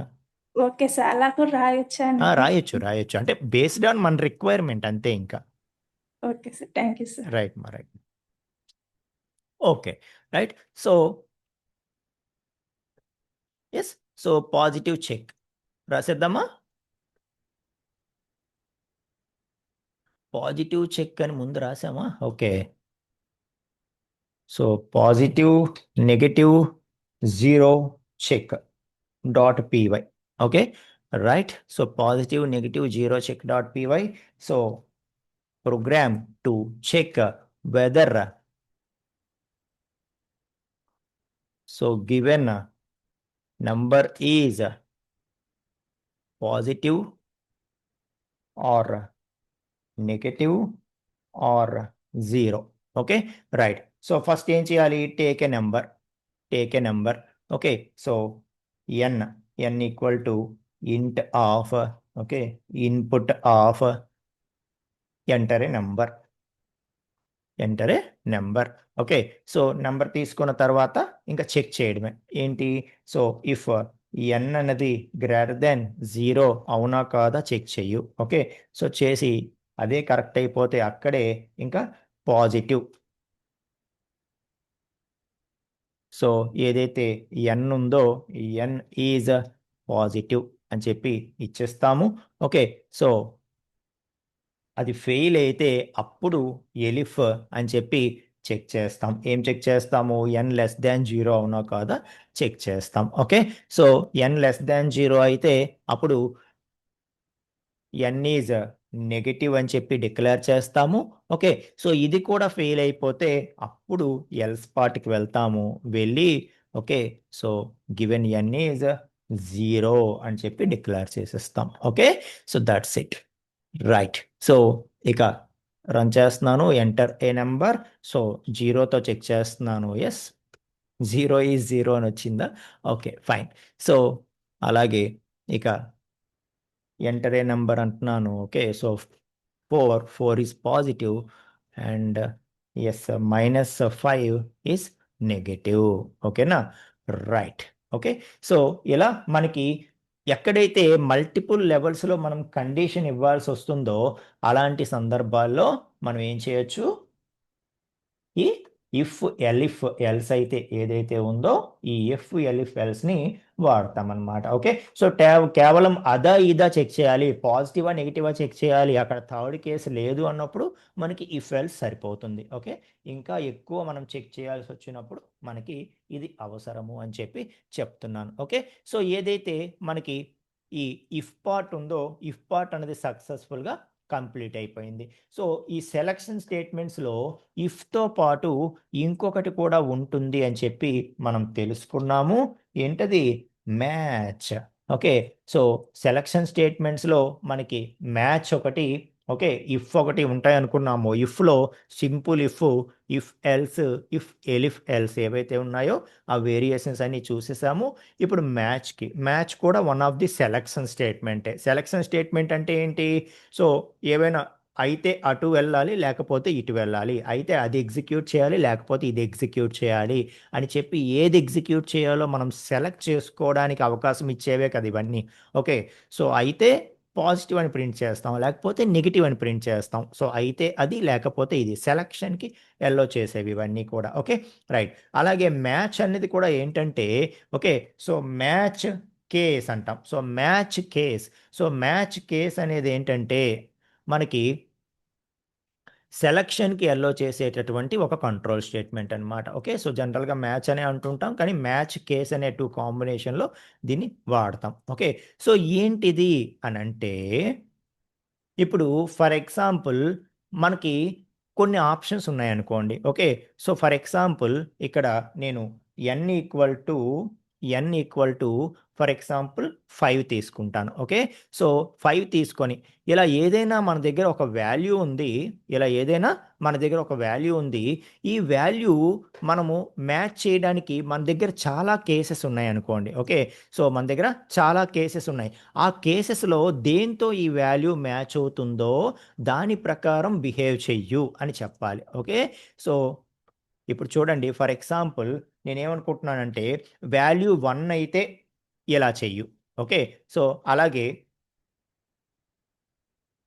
ఒకవేళ వాల్యూ 1 అయితే ఇలా చెయ్యు, ఒకవేళ వాల్యూ 2 అయితే ఇలా చెయ్యు, ఒకవేళ వాల్యూ 3తో ఈక్వల్ అయితే ఇలా చెయ్యు, ఒకవేళ వాల్యూ 4 అయితే ఇలా చెయ్యు. ఓకే, సో ఒకవేళ వాల్యూ 5 అయితే ఇలా చెయ్యు అని చెప్పి ఇలా మనం చెప్పొచ్చు అనమాట. ఒక వాల్యూ 6 అయితే ఇలా చెయ్యు అని చెప్పి మనం ఏం చేయొచ్చు అంటే, సో ఏదైతే ఒక వాల్యూని బేస్ చేసుకొని ఆ వాల్యూ మన దగ్గర డిఫరెంట్ కేసెస్ ఉంటాయి. Case 1, case 2, case 3, case 4, case 5, case 6 for example. Okay, so different cases మనం పెట్టుకుంటాం రెడీగా పెట్టుకొని, సో ఈ వాల్యూ అనేది ఈ కేస్ వాల్యూస్లో దేంతోనైతే మ్యాచ్ అవుతుందో దేంతోనైతే మ్యాచ్ అవుతుందో అందులో ఉండే స్టేట్మెంట్స్ని ఎగ్జిక్యూట్ చెయ్యు అని చెప్తాం. అర్థమవుతుందా? ఇక్కడ 6 కేసెస్ మనం పెట్టుకున్నాం. ఈ ప్రతి కేసులో కూడా ఒక స్టేట్మెంట్ రాయొచ్చు, మల్టిపుల్ స్టేట్మెంట్స్ మనం రాయొచ్చు. ఓకే, కేస్ 1లో ఒక స్టేట్మెంట్ రాయొచ్చు, మల్టిపుల్ స్టేట్మెంట్స్ రాయొచ్చు. అలాగే కేస్ 2లో ఒక స్టేట్మెంట్ రాయొచ్చు, మల్టిపుల్ స్టేట్మెంట్స్ రాయొచ్చు. సో ప్రతి దాంట్లో కూడా మనం ఎన్ని స్టేట్మెంట్స్ రాయాలనుకుంటున్నామో అన్ని రాసి పెట్టుకుంటాం. సో అన్నీ కూడా ఎప్పుడు ఎగ్జిక్యూట్ అవ్వనమాట. ఓకే, సో ఒక వాల్యూని బేస్ చేసుకొని ఆ వాల్యూ ఇక్కడ ఉండేటటువంటి కేస్ వాల్యూస్లో దేంతో అయితే మ్యాచ్ అవుతుందో దాంట్లో ఉండే స్టేట్మెంట్స్ మాత్రమే ఎగ్జిక్యూట్ అవుతాయి. మిగతావన్నీ కూడా అవాయిడ్ అయిపోతాయి. మిగతావన్నీ మరి ఎగ్జిక్యూట్ అవ్వనమాట. ఓకే, సో అంటే మనము సెట్ ఆఫ్ ఆప్షన్స్లో ఏదో ఒకటే సెలెక్ట్ చేసుకొని ఎగ్జిక్యూట్ చెయ్యాలి అనుకునేటటువంటి సందర్భాలలో మనం ఏం చేస్తాము? మ్యాచ్ అన్నది యూజ్ చేస్తాము. మ్యాచ్ అన్నది యూజ్ చేస్తాము. మీకు అర్థమవుతుందా? ఇప్పుడు ఫర్ ఎగ్జాంపుల్ ఏదైతే ఎగ్జాంపుల్ చెప్పానో దాన్ని బేస్ చేసుకొని నేను చెప్తున్నాను చూడండి. ఇప్పుడు ఫర్ ఎగ్జాంపుల్ n=5 అన్నాను. ఓకే, సో n=5 అన్నాను. సో ఇప్పుడు n=5 అని నేనేం చేస్తాను అంటే ఇంకా డిఫరెంట్ ఆప్షన్స్ రాసుకుంటానన్నమాట. ఫర్ ఎగ్జాంపుల్ నేనేమంటానంటే మ్యాచ్ ఆఫ్ ఎన్ అంటాను. సో మ్యాచ్ ఆఫ్ ఎన్ అంటాను. అంటే సో ఎన్ వాల్యూ ఏదైతే ఉందో ఆ ఎన్ వాల్యూని కింద నేను కొన్ని కేసెస్ చెప్పబోతున్నాను. ఆ కేసెస్తో దాన్ని మ్యాచ్ చెయ్యు. సో దేంతో మ్యాచ్ అవుతుందో చూడు అని చెప్పడం అనమాట. అర్థమవుతుందా? సో మ్యాచ్ ఆఫ్ ఎన్ అంటే కింద కొన్ని కేసెస్ నేను చెప్పబోతున్నాను. ఆ కేస్ వాల్యూస్లో ఇది ఈ ఎన్ అన్నది దేంతో మ్యాచ్ అవుతుందో చూడు. సో చూసి దేంతో మ్యాచ్ అవుతుందో అందులో స్టేట్మెంట్స్ ఎగ్జిక్యూట్ చెయ్యు అని చెప్పడం అనమాట. ఓకే, సో వెంటనే నేను ఇక్కడ ఏం చేస్తాను? దీని లోపల ఇంకా కేసెస్ రాస్తాను. సో కేస్ ఫర్ ఎగ్జాంపుల్ 1 అంటాను. ఓకే, సో ప్రింట్ అని అక్కడ ఏవో కొన్ని స్టేట్మెంట్స్ రాస్తాను. ఆ కేస్ 1లో కొన్ని స్టేట్మెంట్స్ రాస్తాను. For example so print for example hello. Okay, so hello. అలాగే ఫర్ ఎగ్జాంపుల్ ప్రింట్ హాయ్ ఇలా రాశాను. ఓకే, సో స్టేట్మెంట్స్ రాశాను. ఆ తర్వాత ఏం చేస్తాను? కేస్ 2. ఓకే, కేస్ 2 అని చెప్పి అందులో కొన్ని స్టేట్మెంట్స్ రాస్తాను. ఫర్ ఎగ్జాంపుల్ ప్రింట్ సో 2 అని చెప్పి జస్ట్ ప్రింట్ చేస్తాను. ఓకే, సో అందులో ఒక స్టేట్మెంటే రాశాను. ఇంకా కేస్ 3లో నేనేం చేస్తానంటే so print 3. Okay, so print 3 అంటాను. సో 3 అని ఓకే, సో అలాగే ఇందులో ఫర్ ఎగ్జాంపుల్ ఒక స్టేట్మెంటే రాస్తున్నాను. కేస్ 4 అంటాను. సో కేస్ 4 అని సో ఇందులో మరికొన్ని స్టేట్మెంట్స్ ఏవో రాస్తాను. సో ప్రతి కేసులో కూడా నేను కొన్ని స్టేట్మెంట్స్ రాసుకుంటాను. అది సింగిల్ స్టేట్మెంట్ అవ్వని, మల్టిపుల్ స్టేట్మెంట్స్ అవ్వని. సో ఇక్కడ ఇండెంటేషన్ జాగ్రత్తగా చూస్తున్నారు కదా! సో మ్యాచ్ అండర్‌లో ఈ మొత్తం వస్తాయి కాబట్టి మ్యాచ్‌కి ఈక్వల్‌గా ఇవేవీ లేవు. ఓకే, సో మ్యాచ్‌లో డైరెక్ట్‌గా కేసులని ఉంటాయి. సో కేసుల లోపల ఇంకా స్టేట్మెంట్స్ ఉంటాయి కాబట్టి లోపల అంటే కేస్ ఎదురుగా ఈ స్టేట్మెంట్స్ రాయకూడదు లోపలివి. అక్కడ నుండి ఇండెంటేషన్ మెయింటైన్ చేసుకొని ఇవి రాసాం. ఓకే, సో ఈ 2 స్టేట్మెంట్స్ ఈ కేస్‌వి అని మనకు క్లియర్‌గా తెలుస్తుంది కదా! ఓకే, సో ఇదేమోని కేస్ 2ది అని తెలుస్తుంది కదా! ఈ కేసులన్నీ కూడా క్లియర్‌గా these are part of match అని తెలుస్తుంది కదా! అంతా కూడా ఆ ఇండెంటేషన్ బేస్డ్‌లో రన్ అవుద్ది పైథాన్. ఓకే, అదైతే గుర్తుపెట్టుకోవాలి. రైట్. సో కేస్ 5 అని చెప్పి యెస్ ప్రింట్ ఆఫ్ 5 అంటాం. ఓకే, సో 5 అని ఫర్ ఎగ్జాంపుల్ ఇందులో 2 స్టేట్మెంట్స్ యాడ్ చేస్తాను నేను. సో ప్రింట్ ఆఫ్ 5 అంటాను. అలాగే సో ప్రింట్ ఆఫ్ వెల్కమ్ అంటాను. Okay, so print of welcome అంటాను. ఓకే, సో చూస్తున్నారా? ఇప్పుడు ఏమైంది? సో ఎన్ అనేది ఒక వేరియబుల్ తీసుకున్నాను ముందే 5 అని. ఓకే, సో ఇప్పుడు ఏమంటున్నానంటే ఎన్ తాలూకా వాల్యూని కింద నేను కొన్ని కేసులు చెప్తున్నాను. ఆ కేసులతో మ్యాచ్ చెయ్యు. ఓకే, ఆ డిఫరెంట్ కేస్ వాల్యూస్ ఏవైతే ఉన్నాయో ఆ కేస్ వాల్యూస్తో దీన్ని మ్యాప్ చెయ్యు. సో మ్యాచ్ చేసి దేంతో మ్యాచ్ అవుతుందో చూడు, కంపేర్ చేసి దేంతో మ్యాచ్ అవుతుందో ప్రాపర్ మ్యాచింగ్ ఫైండ్ అవుట్ చెయ్యు, చేసి అందులో స్టేట్మెంట్స్ని మాత్రమే రన్ చెయ్యు అని చెప్పి చెప్పడం అనమాట. అప్పుడు ఏమవుతుంది, సో ఎన్ వాల్యూ 5 కాబట్టి సో దేనికైతే కేస్ వాల్యూ 5 ఉందో అందులో ఉండే స్టేట్మెంట్స్ ఎగ్జిక్యూట్ అవుతాయి, మిగతావి ఏవి కూడా ఎగ్జిక్యూట్ అవ్వవు. ఇక్కడ అర్థమైందా? సో డిఫరెంట్ కేసులు ఉన్నాయి, అందులో ఒకదాన్ని మాత్రమే మనం సెలెక్ట్ చేసుకోవడానికి మనకు అవకాశం ఇచ్చింది మ్యాచ్, కాబట్టి match is one of the selection statement అనమాట. Okay right. సో మరి ఇక్కడ ఒక డౌట్ రావాలి, సో ఎన్ వాల్యూ మ్యాచ్ అయ్యేది ఇక్కడ ఉంటే సరిపోయింది సార్, ఒకవేళ మ్యాచ్ అవ్వకపోతే పరిస్థితి ఏంటి? సో దేంతోని మ్యాచ్ అవ్వకపోతే ఏమీ రాదు, అసలు ఏ కేసు ఎగ్జిక్యూట్ అవ్వదు. ఓకే, సో ఇక్కడ మనకి మ్యాచ్ కేస్ అన్నది ఇంకొక ఆప్షన్ మనకి ఇస్తుంది అనమాట. అదేంటంటే కేస్ అని చెప్పి జస్ట్ అండర్ స్కోర్ ఇవ్వచ్చు మనం, కేస్ అని చెప్పి అండర్ స్కోర్ ఇవ్వచ్చు అనమాట. ఆ అండర్ స్కోర్ అనేది ఏం చెప్తుందో తెలుసా? Default case. అండర్ స్కోర్ అనేది ఏం చెప్తుంది? Default case. డిఫాల్ట్ కేస్ అంటే ఏంటి? ఇక్కడ ఉండేటటువంటి వాల్యూ, ఇక్కడ ఉండే కేస్ వాల్యూస్లో దేనితోని మ్యాచ్ అవ్వకపోతే, దేనితోని మ్యాచ్ అవ్వకపోతే మనకి ఇఫ్ ఎల్స్లో ఎల్స్ ఎలాగో అలాగనమాట. ఇఫ్ ఎలిఫ్ ఎల్స్లో ఎల్స్ ఎలాగా, పై కండిషన్స్ అన్నీ ఫెయిల్ అయిపోతే ఎల్స్కి వచ్చాయని చెప్తాం కదా, సో ఇది కూడా అంతే అనమాట. సో దీన్ని డిఫాల్ట్ కేస్ అంటాము. ఓకే, సో పైనుండే కేసులు దేంతోని కూడా మ్యాచింగ్ దొరకకపోతే అప్పుడు లాస్ట్కి ఇక్కడికి వచ్చేసి ఓకే, సో ఇక్కడ మనం ఏదైనా ప్రింట్ చేసుకుంటే అది చూపిస్తుంది, అది ఎగ్జిక్యూట్ చేస్తుంది. For example okay, so no match found అనేస్తాను నేను సింపుల్గా. Okay, so no match found అనేస్తాను. సో మనకి జస్ట్ తెలియడం కోసం, మ్యాచ్ దొరకలేదు, ప్రాపర్ మ్యాచ్ దొరకలేదు అని చెప్పడం కోసం. అర్థమవుతుందా? సో ఎలాగా మనకి ఏంటంటే సెట్ ఆఫ్ కేసెస్ రాసుకొని ఇందులో ఒక కేసునే, ఒక కండిషన్ని బేస్ చేసుకొని, వాల్యూని బేస్ చేసుకొని మనం ఒక కండిషన్నే సెలెక్ట్ చేసుకొని, ఆ కండిషన్ని ఒక కేసునే సెలెక్ట్ చేసుకొని దాన్ని మాత్రమే ఎగ్జిక్యూట్ చేయాలి, సెలెక్టివ్గా ఎగ్జిక్యూట్ చేయాలి అని అనుకుంటే అప్పుడు మనము దీన్ని యూజ్ చేస్తాము అని చెప్పి చెప్తున్నాను అనమాట. Okay right. సో ఇక్కడ ఏదైతే తీసుకున్నానో దీన్నే ప్రోగ్రామ్ రూపంలో చూపిస్తాను చూడండి. Okay, so new Python file, దానికి ఎగ్జాంపుల్ కూడా చెప్తాను. ఓకే, ఒక ఎగ్జాంపుల్ కూడా చెప్తాను, రియల్ టైం ఎగ్జాంపుల్ లాగా, ప్రోగ్రామ్ లాగా చేద్దాం. సో జస్ట్ కాన్సెప్ట్ కోసం ఇది చెప్పడం అనమాట. Okay, so match case, match case dot py. Okay, so match case dot py, so program to demonstrate okay, so match control statement, match selection control statement, match selection control statement. Okay right. So అంటున్నాను అనేసి ఇక్కడ match of ఎన్ అన్నాను, ముందు ఎన్ value తీసుకోవాలి కదా. Yes, so ఎన్ డైరెక్ట్గా తీసుకోవచ్చు, లేదు అంటే ఇన్పుట్ కూడా తీసుకోవచ్చు, మన ఇష్టం అది. Okay, so input of enter a number అంటాము, దాన్ని ఇంటిజర్లో ఇంట్లో పెడతాం. ఓకే, దాన్ని ఇంట్ ఫంక్షన్ లోపల పెడతాం. Okay right. సో ఎస్, తప్పులు ఉంటే చెప్తుంది, ఏమైనా ఉంటే నో ప్రాబ్లం, రన్ చేసి చూద్దాం. సేవ్ చేశాను, రన్ చేస్తున్నాను. ఓకే, సో రన్ చేస్తే ఏమంది, ఎక్కడ print hi.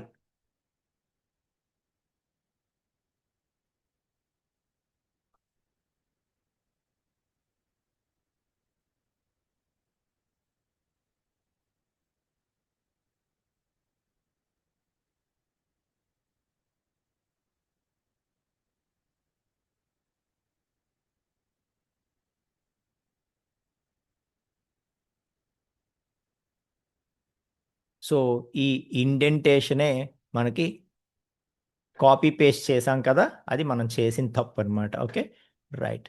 So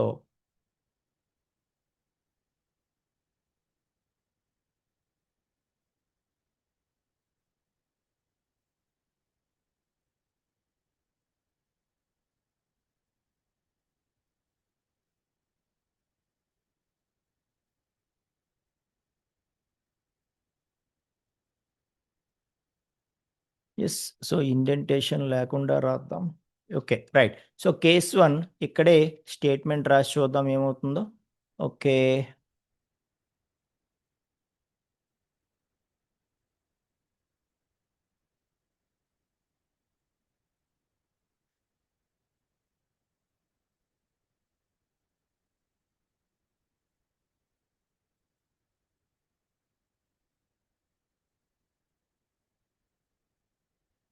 right. So for the time being ఇలా ఇంక్లూడ్ చేస్తున్నాను, ఒకసారి చెక్ చేద్దాం. ఓకే, సో కేస్ 2 అంటాను. సో కేస్ 2 అని, ఓకే, సో ప్రింట్ 2 అంటాను. అండ్ కేస్ 3 ప్రింట్ 3 అంటాను. ఓకే, సో ఒకసారి చెక్ చేద్దాం. సో చెక్ చేస్తే సో ప్రింట్ 2 అన్నది ఎలా చేయలేదు మనకి.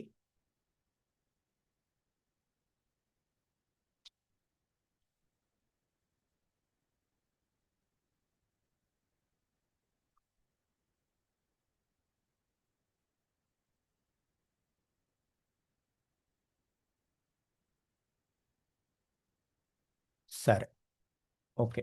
So first let me check with the single statements and then check others. Okay, so print high. And now let me check. So case 1, unindent does not match any outer indentation level. Okay, right. So case 1, okay, so print 1.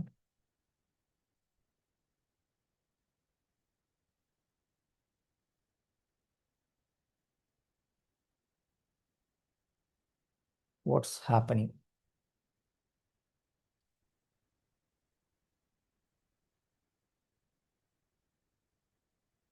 Indentation expected.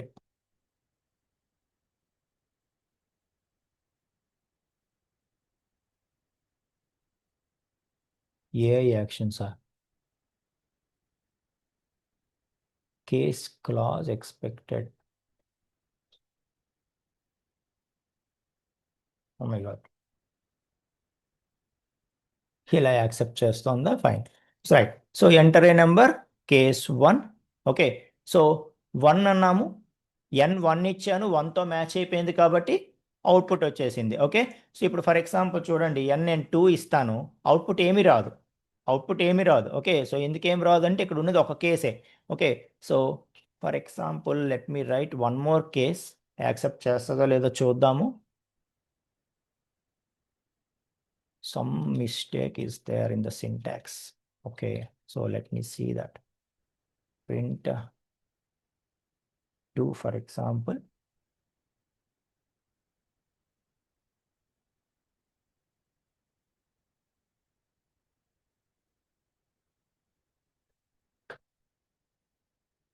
Accept చేయటం లేదు. Sir నేను రాశాను for some how it's worked, నేను chat లో పెట్టాను ఏమన్నా అవునా? ఒకసారి లెట్ మీ సీ. ఎందుకంటే చిన్న చిన్న ఎర్రర్స్ కూడా ఒక్కొక్కసారి వస్తాయి. తక్కువ ఉంటాయి. యాక్చువల్గా నేను చూస్తే ఏమైందంటే సేమ్ ఇలా ఎర్రర్ వస్తే నేను ఏం చేశానంటే రీఫార్మట్ కోడ్ చేశాను, కంట్రోల్ ఆల్ట్ ఎల్ కొట్టాను. సో కొట్టాక అది ఆటోమేటిక్ సెట్ చేసుకుని రన్ అయిపోయింది. కంట్రోల్ ఆల్ట్ ఎఫ్ ప్రెస్ చేశారా? Okay, okay, so let me control alt F. Cannot perform on selected elements అంటుంది. నేను ప్రోగ్రామ్ కూడా ఇక్కడ పింక్ చేశాను, ఒకసారి అది కాపీ పేస్ట్. ఒకసారి let me try it. Okay,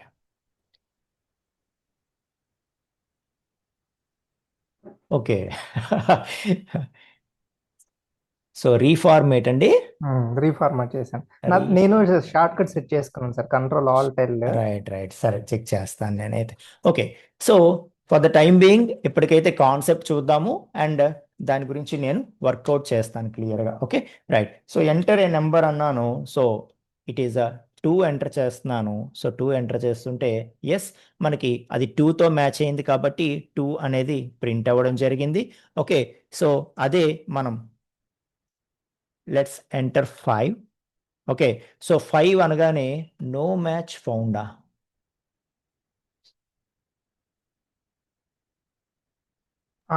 మనం అందులో నో మ్యాచ్ ఫౌండ్ మీరు రాశారు కాబట్టి అట్లా వచ్చింది, అంతే కదా? రైట్, అంతే సార్. ఓకే, సో ఇక్కడ 5 రాస్తాను అండ్ ఓకే, సో అంతా ఇండెంటేషన్ ప్రాబ్లమే ఇక్కడ. సో కేస్ అండర్ స్కోర్ రాద్దాము, రాసి సో ప్రింట్ ఇక్కడ నో మ్యాచ్ ఫౌండ్ అంటాను. ఓకే, లాస్ట్ది డిఫాల్ట్ కేస్ అన్నాను కదా. సో ఇది సేవ్ చేస్తాను. చేసిన తర్వాత ఇప్పుడు నేను 5 ఇస్తే ఎస్ 5 అని ప్రింట్ అయింది. అగైన్ నేను రన్ చేస్తాను, ఈసారి 11 ఇస్తాను. సో 11 ఇస్తే నో మ్యాచ్ ఫౌండ్, ఎందుకంటే 1 2 3 5 4 కేసెస్ మాత్రమే ఇక్కడ ఉన్నాయి కాబట్టి.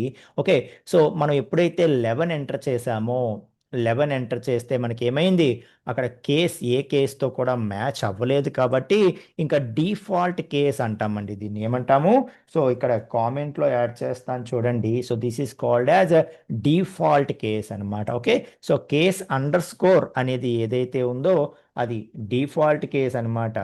ఓకే, సో ఆ డిఫాల్ట్ కేస్ని మనము రన్ చేయడం జరిగింది. అర్థమవుతుందా?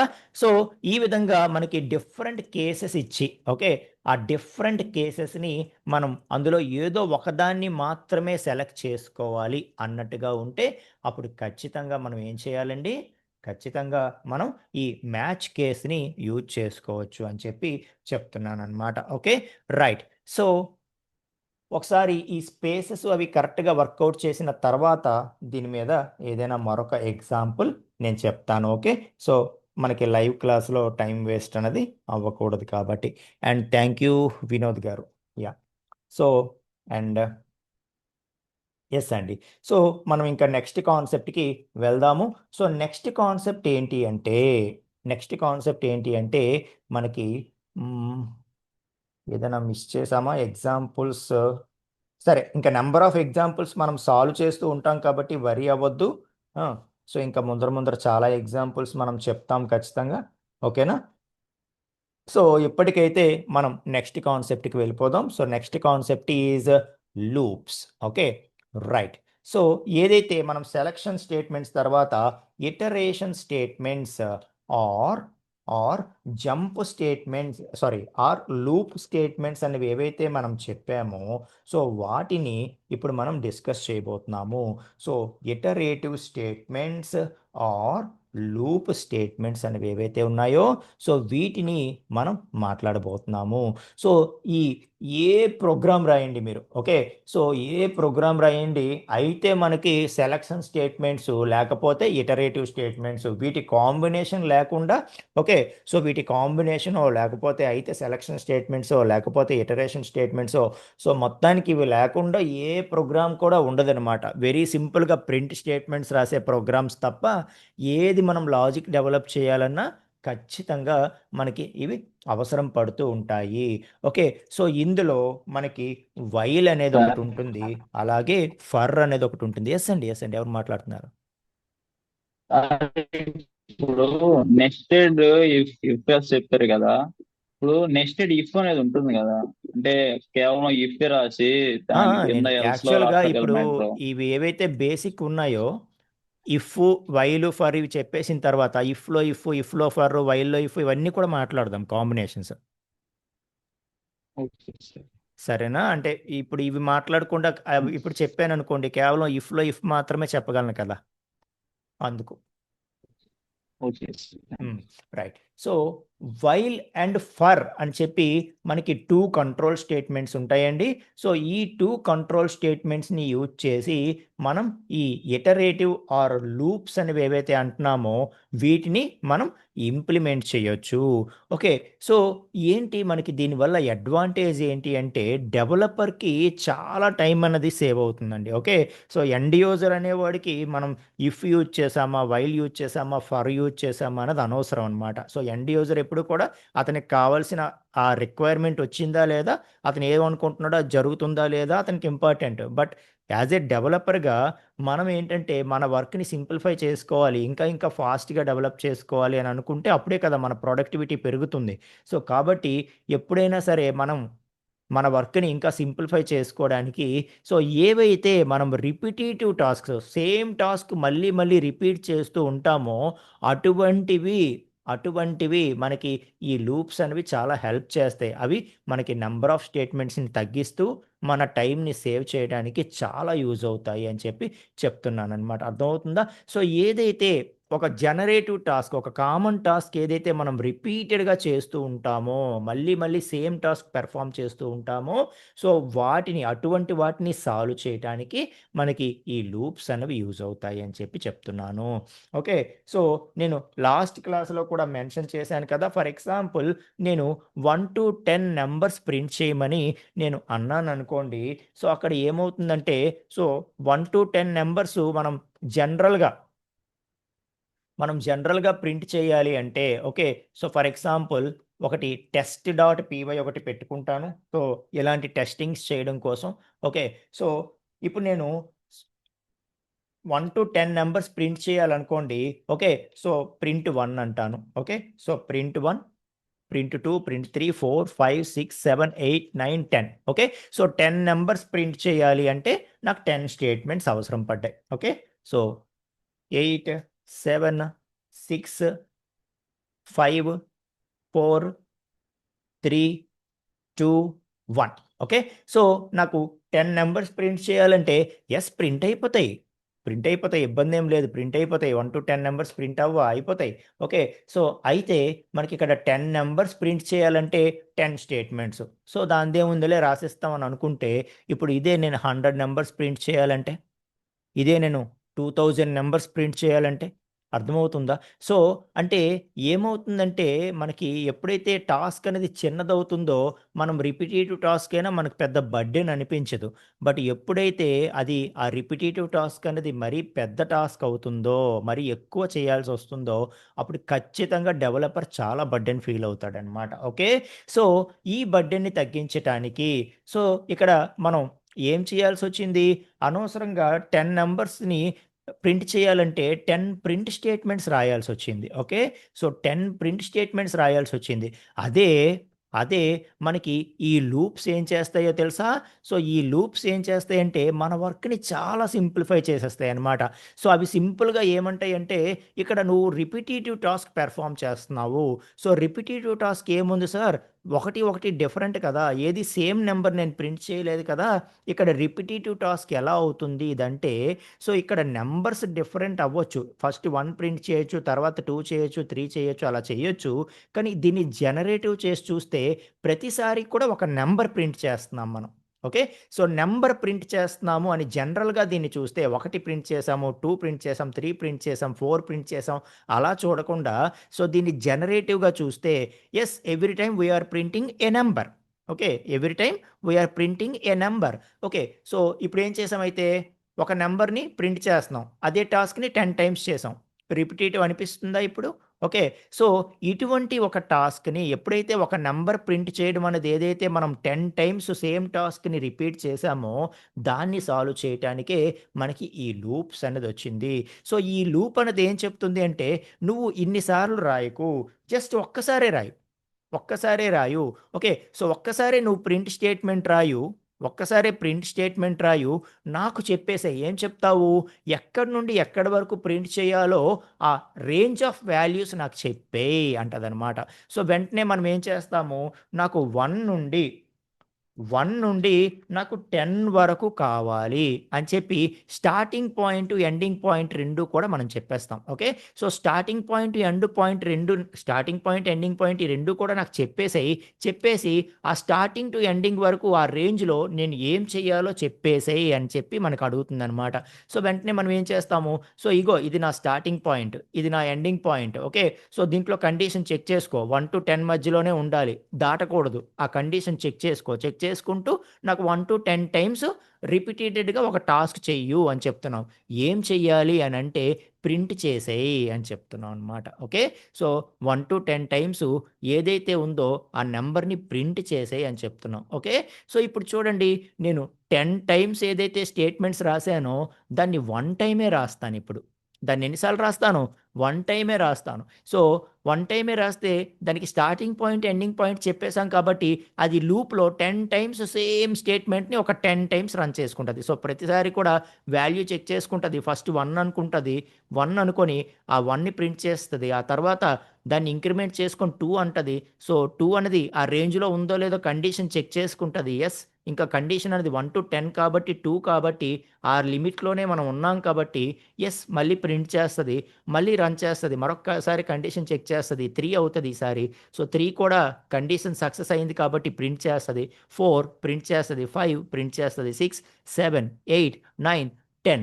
సో 10 అన్నప్పటికీ సో మనం ఏదైతే అంటున్నామో సో 10 అంటే ఆ రేంజ్లో మనం ఇచ్చేదాన్ని బేస్ చేసుకొని 10 ఇంక్లూడ్ చేయాలా లేదా చూసుకుంటూ మొత్తానికి మనం ఏదైతే చెప్పామో ఇక్కడ మనం 10 కూడా ప్రింట్ అవ్వాలి అంటే 1 to 11 అంటాం అనమాట. అప్పుడు ఇది ఇంక్లూడ్ అవ్వకుండా మనకి ఏమవుతుంది, సో 1 to 10 వరకు తీసుకొని ఆ 1 to 10ని ప్రింట్ చేసేయడం జరుగుతుంది. మీకు అర్థమైందా? సో ఇప్పుడు దీనివల్ల అడ్వాంటేజ్ ఏముంది సార్ అంటే, అడ్వాంటేజ్ ఏముంది, ఇప్పుడు 10 ప్రింట్ చేయాలంటే ఒకటే ప్రింట్ స్టేట్మెంట్తో మనకు అయిపోయింది. ఇప్పుడు నేను 2000 నెంబర్స్ ప్రింట్ చేయాలన్నా ఒక స్టేట్మెంటే సింపుల్గా నేనేం చేస్తాను, ఇక్కడ స్టార్టింగ్ పాయింట్ ఎండింగ్ పాయింట్ దగ్గర 2000 ఇచ్చేస్తాను. సో అర్థమైందా? సో అదే మనం ఈ మెథడ్లో 2000 నెంబర్స్ ప్రింట్ చేయాలంటే 2000 ప్రింట్ స్టేట్మెంట్స్ నేను రాయాలి. ఓకే, సో అదే లూప్లో మనకి ఏమవుతుందంటే స్టార్టింగ్ పాయింట్ 1 నుండి 2000 వరకు నాకు ఆ రేంజ్ తీసుకో, ఆ రేంజ్లో ప్రతిదాన్ని కూడా ప్రింట్ చేసే అంటున్నాను. సో 2000 నెంబర్స్ అయినా ఒకటే print statement. Okay, so 2 lakhs numbers అయినా ఒకటే ప్రింట్ స్టేట్మెంటు. సో జస్ట్ మనం రేంజ్ చెప్తే చాలు, ఆ రేంజ్లో అది దాన్ని కంప్లీట్ చేసుకుంటుంది అని చెప్పి చెప్తున్నాను. ఓకే, సో అది ఏం చేస్తుందంటే లూప్ అనేది ప్రతిసారి కూడా ఓకే, సో ఎలా లెక్క పెట్టుకుంటుంది, సో ఇది ఫస్ట్ టైము, ఇది సెకండ్ టైము, ఇది థర్డ్ టైము అనేది ఎలా లెక్క పెట్టుకుంటుంది, అర్థమవుతుందా? సో మనం ఏం చెప్తున్నాం, 1 to 2000 టైమ్స్ నాకు నెంబర్స్ ప్రింట్ చేయు అంటున్నాం. సో ఇది 1 టైము, ఇది సెకండ్ టైము, ఇది థర్డ్ టైము అని చెప్పి చెక్ చేసుకోవడానికి అది ఎలా లెక్క పెట్టుకుంటుంది. ఓకే, సో లెక్క పెట్టుకోవడానికి అది కౌంట్ చేయడానికి ఒక వేరియబుల్ కావాలి అనమాట. ఓకే, అది ఏం చేస్తుందంటే ఇది ఏదైతే కౌంట్ చేయాలో, సో ఫస్ట్ 1 టైం రన్ చేస్తున్నాను, నెక్స్ట్ సెకండ్ టైం రన్ చేస్తున్నాను, నెక్స్ట్ థర్డ్ టైం రన్ చేస్తున్నాను, ఇలా ఎన్నోసారి రన్ చేస్తున్నాను అన్నది తెలుసుకోవడం కోసం అది ఏం చేస్తుందంటే ఏదో ఒక వేరియబుల్ని తీసుకుంటుంది. For example let us say. Okay, so ఏదో ఒక వేరియబుల్ని తీసుకుంటుంది.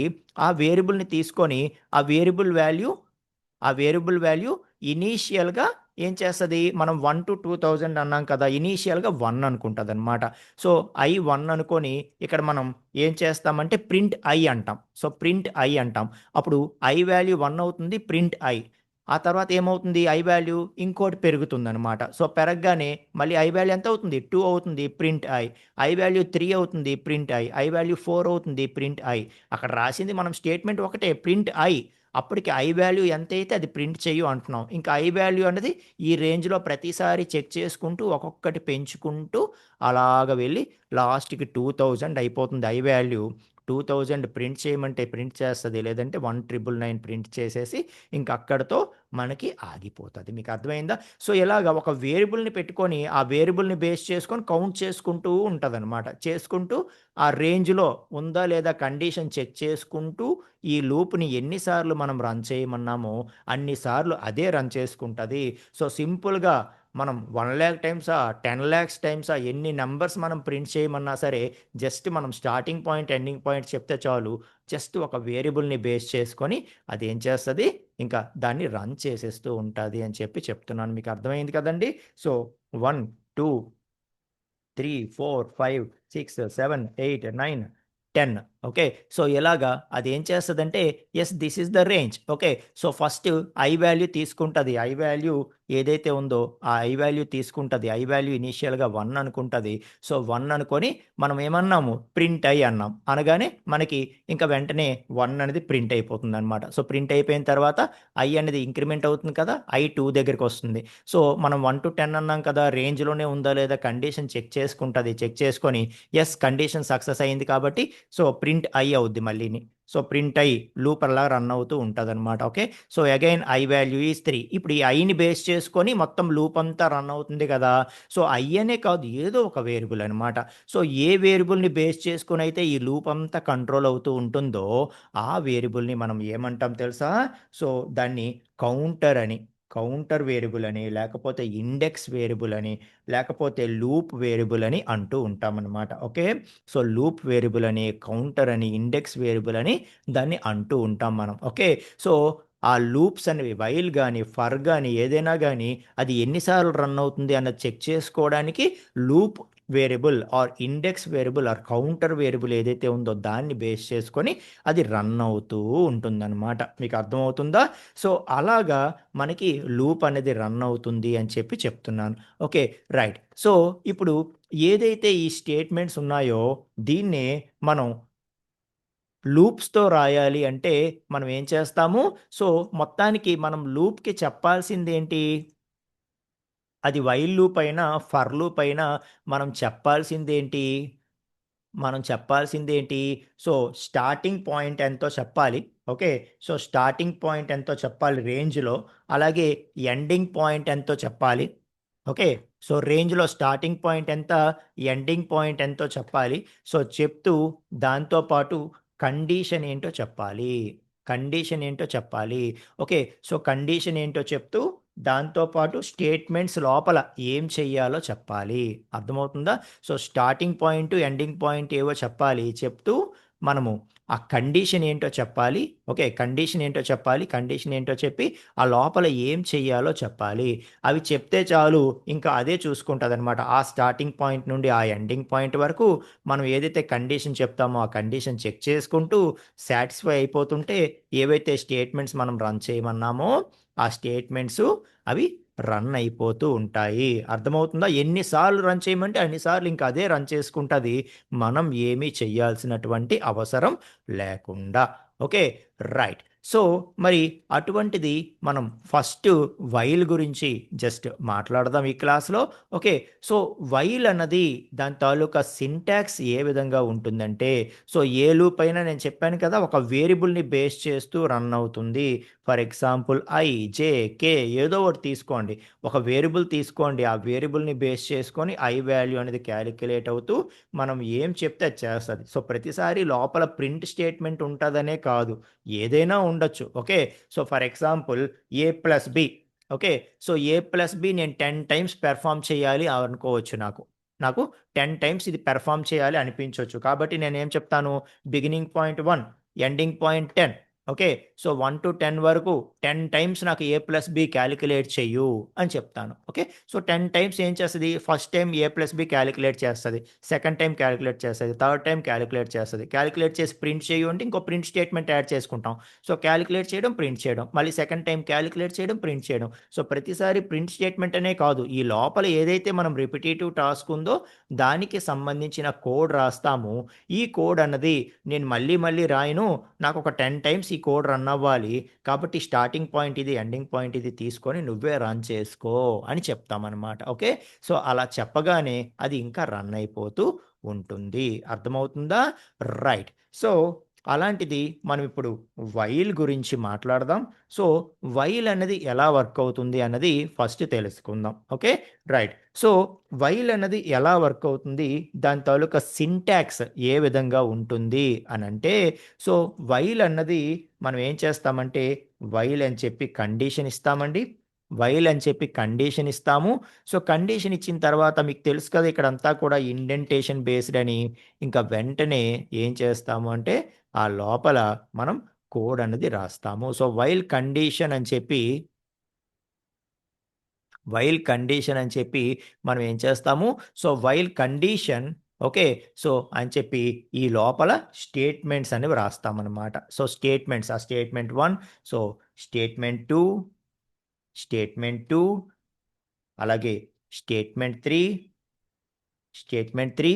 సో ఇలాగా నేను ఇప్పుడు ఏమంటున్నానంటే ఈ 3 స్టేట్మెంట్స్ కూడా నాకు మల్టిపుల్ టైమ్స్ రన్ అవ్వాలి అని చెప్తున్నాను. ఓకే, సో ఇందులో 3 స్టేట్మెంట్స్ ఉన్నాయి, ఈ 3 స్టేట్మెంట్స్ కూడా నాకు మల్టిపుల్ టైమ్స్ రన్ అవ్వాలి. సో ఫస్ట్ ఒకసారి రన్ అవ్వాలి, మళ్ళీ ఇంకోసారి రన్ అవ్వాలి, మళ్ళీ ఇంకోసారి రన్ అవ్వాలి, అలా లూప్గా ఈ 3 స్టేట్మెంట్స్ కూడా నాకు మల్టిపుల్ టైమ్స్ రన్ అవ్వాలి అని చెప్పి నేను చెప్తున్నాను అనమాట. Okay, right. సో మరి రేంజ్ ఎలా చెప్తాము అంటే, సో ఏదైతే మనం వేరియబుల్ తీసుకుంటామో దాన్ని బేస్ చేసుకొని ముందే మనం రేంజ్ చెప్తాము.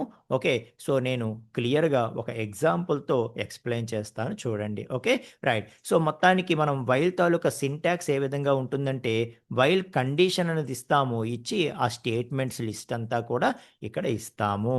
ఓకే, సో ఇప్పుడు ఏదైతే మనము ప్రింట్ అనుకున్నామో ఎగ్జాంపుల్, దాన్నే మనం చూద్దాం ఒకసారి. ఓకే, సో ఇక్కడ నేనేం చేస్తానంటే వైల్ అని చెప్పి ఒక కండిషన్ ఇస్తాను. సో కండిషన్ ఇవ్వడానికి ముందు మనం ఏం చెప్పాలి? స్టార్టింగ్ పాయింట్, ఎండింగ్ పాయింట్ చెప్పాలి కదా. అలాగే లూప్ కంట్రోల్ చేయటానికి ఒక వేరియబుల్ కూడా తీసుకోవాలి కదా. కాబట్టి మనం ఏం చేస్తామంటే ముందుగానే ఒక వేరియబుల్ తీసుకొని ఆ వేరియబుల్ ఎక్కడి నుండి స్టార్ట్ అవ్వాలో స్టార్టింగ్ పాయింట్ అనేది చెప్పేస్తాం. ఎంత మన starting point? 1. Okay, so i = 1 తీసుకో అని చెప్పి నేను చెప్పాను. ఓకే, సో చెప్పి స్టార్టింగ్ పాయింట్ చెప్పేశాను. 1 నుండి అని నేను చెప్పినట్టు అనమాట ఇప్పుడు. ఓకే, సో 1 నుండి అని చెప్పినట్టు ఎంతవరకు? 1 నుండి 10 వరకు కదా. సో కాబట్టి ఆ కండిషన్ ఇక్కడ ఎలా రాస్తామంటే i వాల్యూ ఏదైతే ఉందో ఆ i వాల్యూ అనేది <10 అవుతున్నంత వరకు అని అర్థం. మీకు అర్థమైందా? సో రేంజ్ నేను చెప్పినట్టేనా ఇక్కడ? i వాల్యూ 1 నుండి తీసుకో. అసలు i అనేది లూప్ కంట్రోల్ వేరియబుల్గా తీసుకో. ఓకే, సో ఫస్ట్ iని 1 అనుకో, అది ఏం చెప్తానో అది చెయ్యు. ఆ తర్వాత iని 2 అనుకో, ఏం చెప్తానో చెయ్యు. అలా iతో క్యాలిక్యులేట్ చేసుకుంటూ కావలసిన టాస్క్ని పెర్ఫామ్ చెయ్యు. ఐఏ కంట్రోల్ వేరియబుల్ ఇక్కడ అని చెప్పాం. సో స్టార్టింగ్ వాల్యూ 1 నుండి తీసుకో అని చెప్పాం. సో చెప్తూ మనం ఏం చెప్తున్నాం ఇక్కడ? ఎంతవరకు i వాల్యూ రన్ అవ్వాలి అన్నది చెప్తున్నాం. సో ఏం చెప్పాను నేను? వైల్ i <10 అవుతున్నంత వరకు. సో i 1 నుండి 10 అవుతున్నంత వరకు చెయ్యు, i <10 అవుతున్నంత వరకు కూడా చెయ్యు అని చెప్తున్నాను. అంటే 1 నుండి 9 వరకు చేస్తుంది. లేదు నాకు 10 కూడా కన్సిడర్ అవ్వాలి అంటే అప్పుడు ఏం చెప్తాము? < అంటే దాని అర్థం ఏంటి? i అనేది 1 నుండి తీసుకొని ఒక్కొక్కటి పెంచుకుంటూ అలాగా 10 ఈక్వల్ అయ్యేంత వరకు, 10 కానీ అంతకంటే తక్కువ <10 సక్సెస్ అవుతున్నంత వరకు ఇది ఇలాగా రన్ చేస్తూనే ఉండు అని చెప్పాను నేను. చెప్పి లోపల సింపుల్గా ప్రింట్ i అంటాను. ఓకే, సో ఏం చెప్పాను చూసారా? ఇక్కడ నేను i = 1 అన్నాను. ఓకే, సో iనే లూప్ కంట్రోల్ వేరియబుల్గా తీసుకో అని చెప్పాను. కాబట్టి i = 1 అన్నాను. సో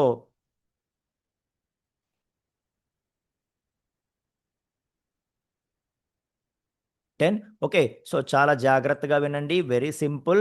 కొన్ని ఎగ్జాంపుల్స్ చేస్తే ఆటోమేటిక్గా మీకు ఎవరైతే బిగినర్స్ ఉన్నారో అర్థమైపోతుందన్నమాట. ఓకే, సో ఇది నెంబర్ ఆఫ్ ఎగ్జాంపుల్స్ చేస్తూ ఉంటే ఆటోమేటిక్గా ఇవి మనకి అండర్స్టాండ్ అయిపోతాయి. ఫస్ట్ అయితే కాన్సెప్ట్ అండర్స్టాండ్ చేసుకోండి. ఓకే, సో ఇప్పుడు మనం ఏం చెప్పినట్టు, ఈ వైల్లో మనం ఏం చెప్పినట్టు రేంజ్ అన్నది i వాల్యూ 1 తీసుకో అని ఇనీషియల్గా చెప్పాను.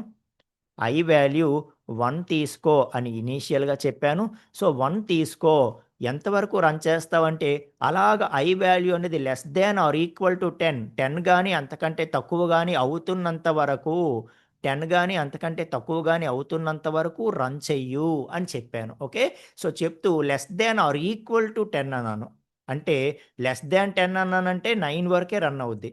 <10 అంటే 10 కంటే తక్కువ వరకు రన్ చేయని. అలా కాదు కదా, <10 అన్నాను కాబట్టి సో 1 నుండి 10 వరకు i వాల్యూ క్యాలిక్యులేట్ చేస్తూ, సో ఫస్ట్ i వాల్యూ 1 అనుకొని లోపల ఏ స్టేట్మెంట్స్ చెప్పామో అది ఒకసారి రన్ అయిపోతుందన్నమాట. ఆ తర్వాత i వాల్యూ 2 అనుకుంటుంది, లోపల ఏం చెప్పామో అది రన్ అయిపోతుంది. అయితే మనం ఇక్కడ ఏం చెప్పాము? i వాల్యూ 1 i వాల్యూ 10 అయ్యేంత వరకు అన్నిసార్లు అంటే 10 టైమ్స్ నా లూప్ని రన్ చెయ్యు, లోపల ఏ స్టేట్మెంట్స్ చెప్పానో అవి రన్ చెయ్యు అని చెప్తున్నాను. అయితే ఏదైతే వైల్ లూప్ ఉందో ఈ వైల్ లూప్కి వాల్యూ ఆటోమేటిక్గా పెరిగేటటువంటి ఆ ఇండివిజువల్ పవర్ అనేది లేదనమాట. ఓకే, సో వైల్లో ఎక్కడైనా మనం వాల్యూ ఇంక్రిమెంట్ చేయమని చెప్పామా? ఇక్కడ ఎక్కడైనా చెప్పామా? చెప్పలేదు. స్టార్టింగ్ వాల్యూ 1 అన్నాము. 10 వరకు రన్ చెయ్యు అని చెప్పాము. కానీ ఎక్కడా కూడా మనం i వాల్యూ పెంచలేదు. సో అది ఆటోమేటిక్గా ఎలా పెంచుకుంటుంది వాల్యూ? ఓకే, సో i = 1కి ఫస్ట్ ఒకసారి రన్ చేస్తుంది. రన్ అయిన తర్వాత ఇప్పుడు i వాల్యూ పెరగాలి కదా, i = 2 అవ్వాలి కదా. అది ఎక్కడ అవుతుంది అంటే అది మనం ఏదైతే ఈ లోపల స్టేట్మెంట్స్ రాస్తామో అంతా అయిపోయిన తర్వాత మనమే దాన్ని రాయవలసి ఉంటుంది వైల్లో. సో i = i+1 అని రాయవలసి ఉంటుంది. ఇక్కడ ఇందులో 10 స్టేట్మెంట్స్ లూప్లో రన్ అవ్వాలనుకోండి, ఆ 10 స్టేట్మెంట్స్ ముందు రాసేస్తాం. రాసేసి లాస్ట్లో మనం ఏం చేస్తాము, i+1 అనేది మనమే రాస్తామన్నమాట. ఇప్పుడు చూడండి, i వాల్యూ ఇనీషియల్గా 1 తీసుకొని ఓకే, సో కండిషన్ చెక్ చేసుకుంటుంది. 1 to 10 రన్ చేయమన్నాడు. ఇంతకీ 1 to 10 రేంజ్లోనే ఉన్నాము. i అనేది 1 కాబట్టి 1 to 10 రేంజ్లోనే ఉన్నాము. 1 అనేది <10 సక్సెస్ అయింది కాబట్టి లోపలికి వస్తుంది.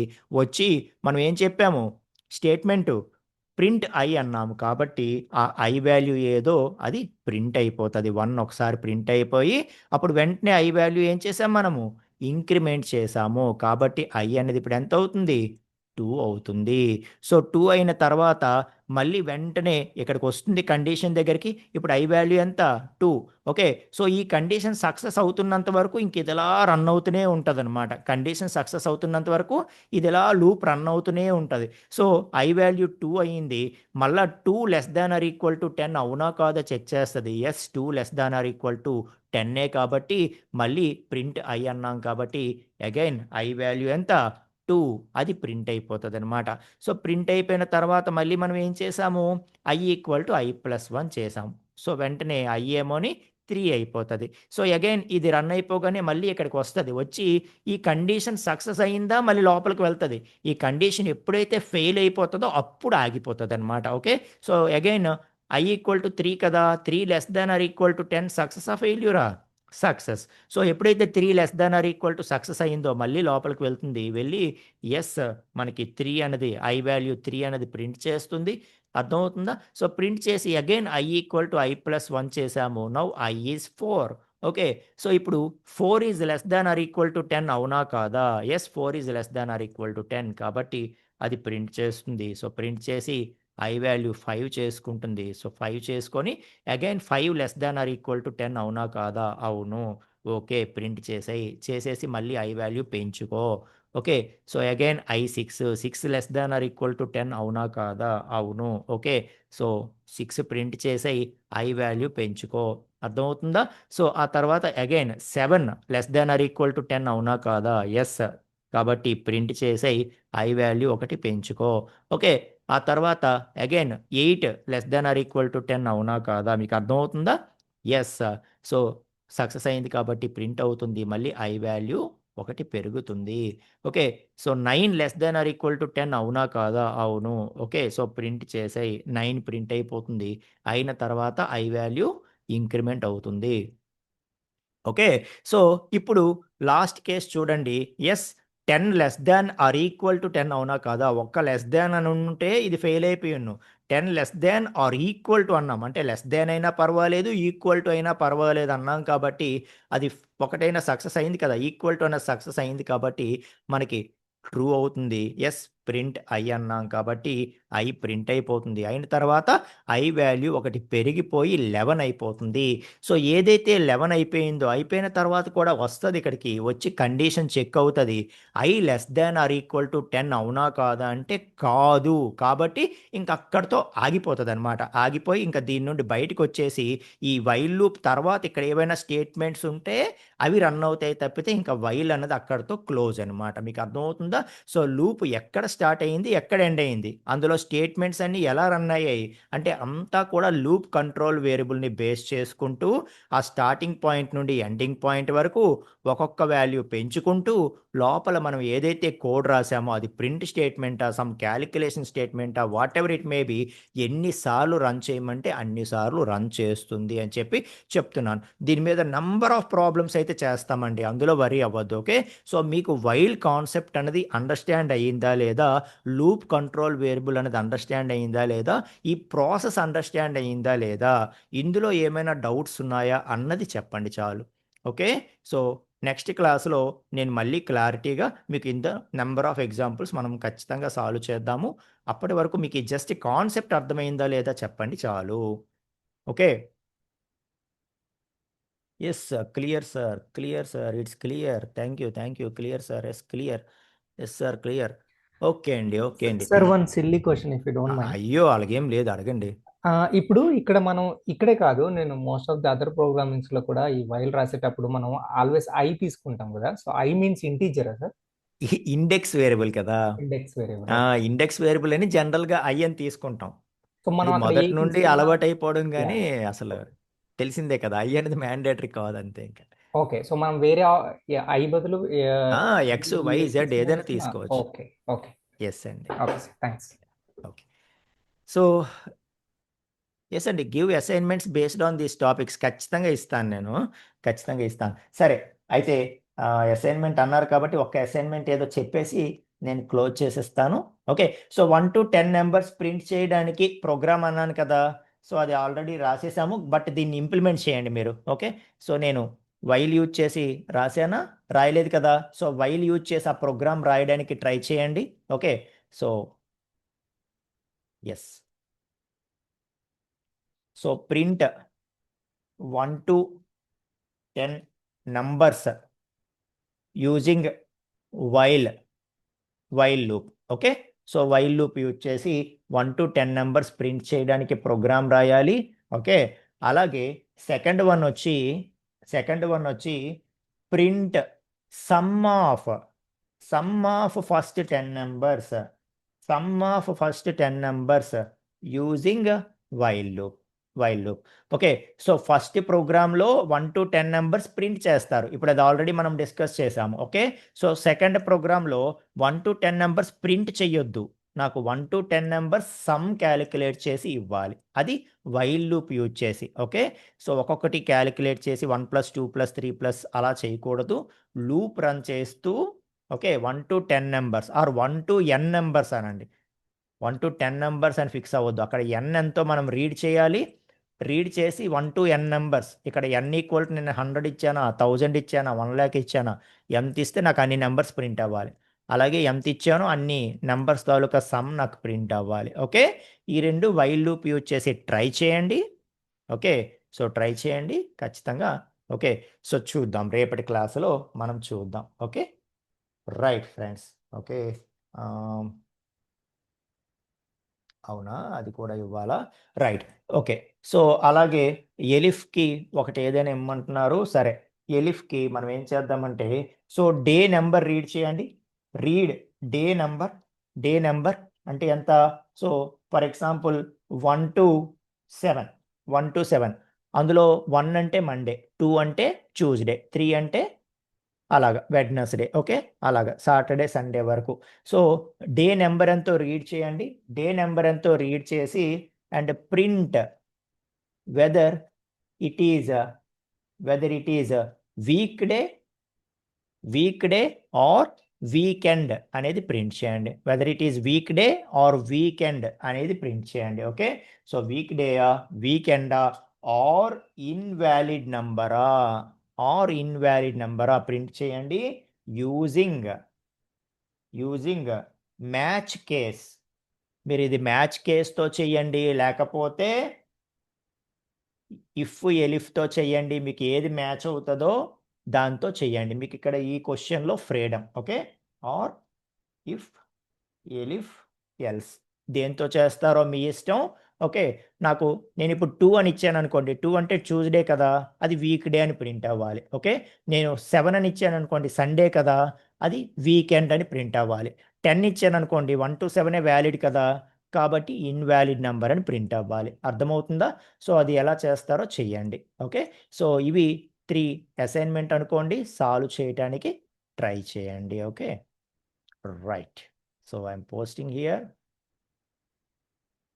and notifying to you all. That's it. Okay, cool. Right. So solve చేయడానికి ట్రై చేయండి. నెక్స్ట్ టుమారోస్ క్లాస్లో వీటి ఆన్సర్స్తో మళ్ళీ మనం కలుద్దాం. ఓకేనా? రైట్ ఫ్రెండ్స్, మరి బాయ్ అండి. Thank you sir. Good night. Good night అండి.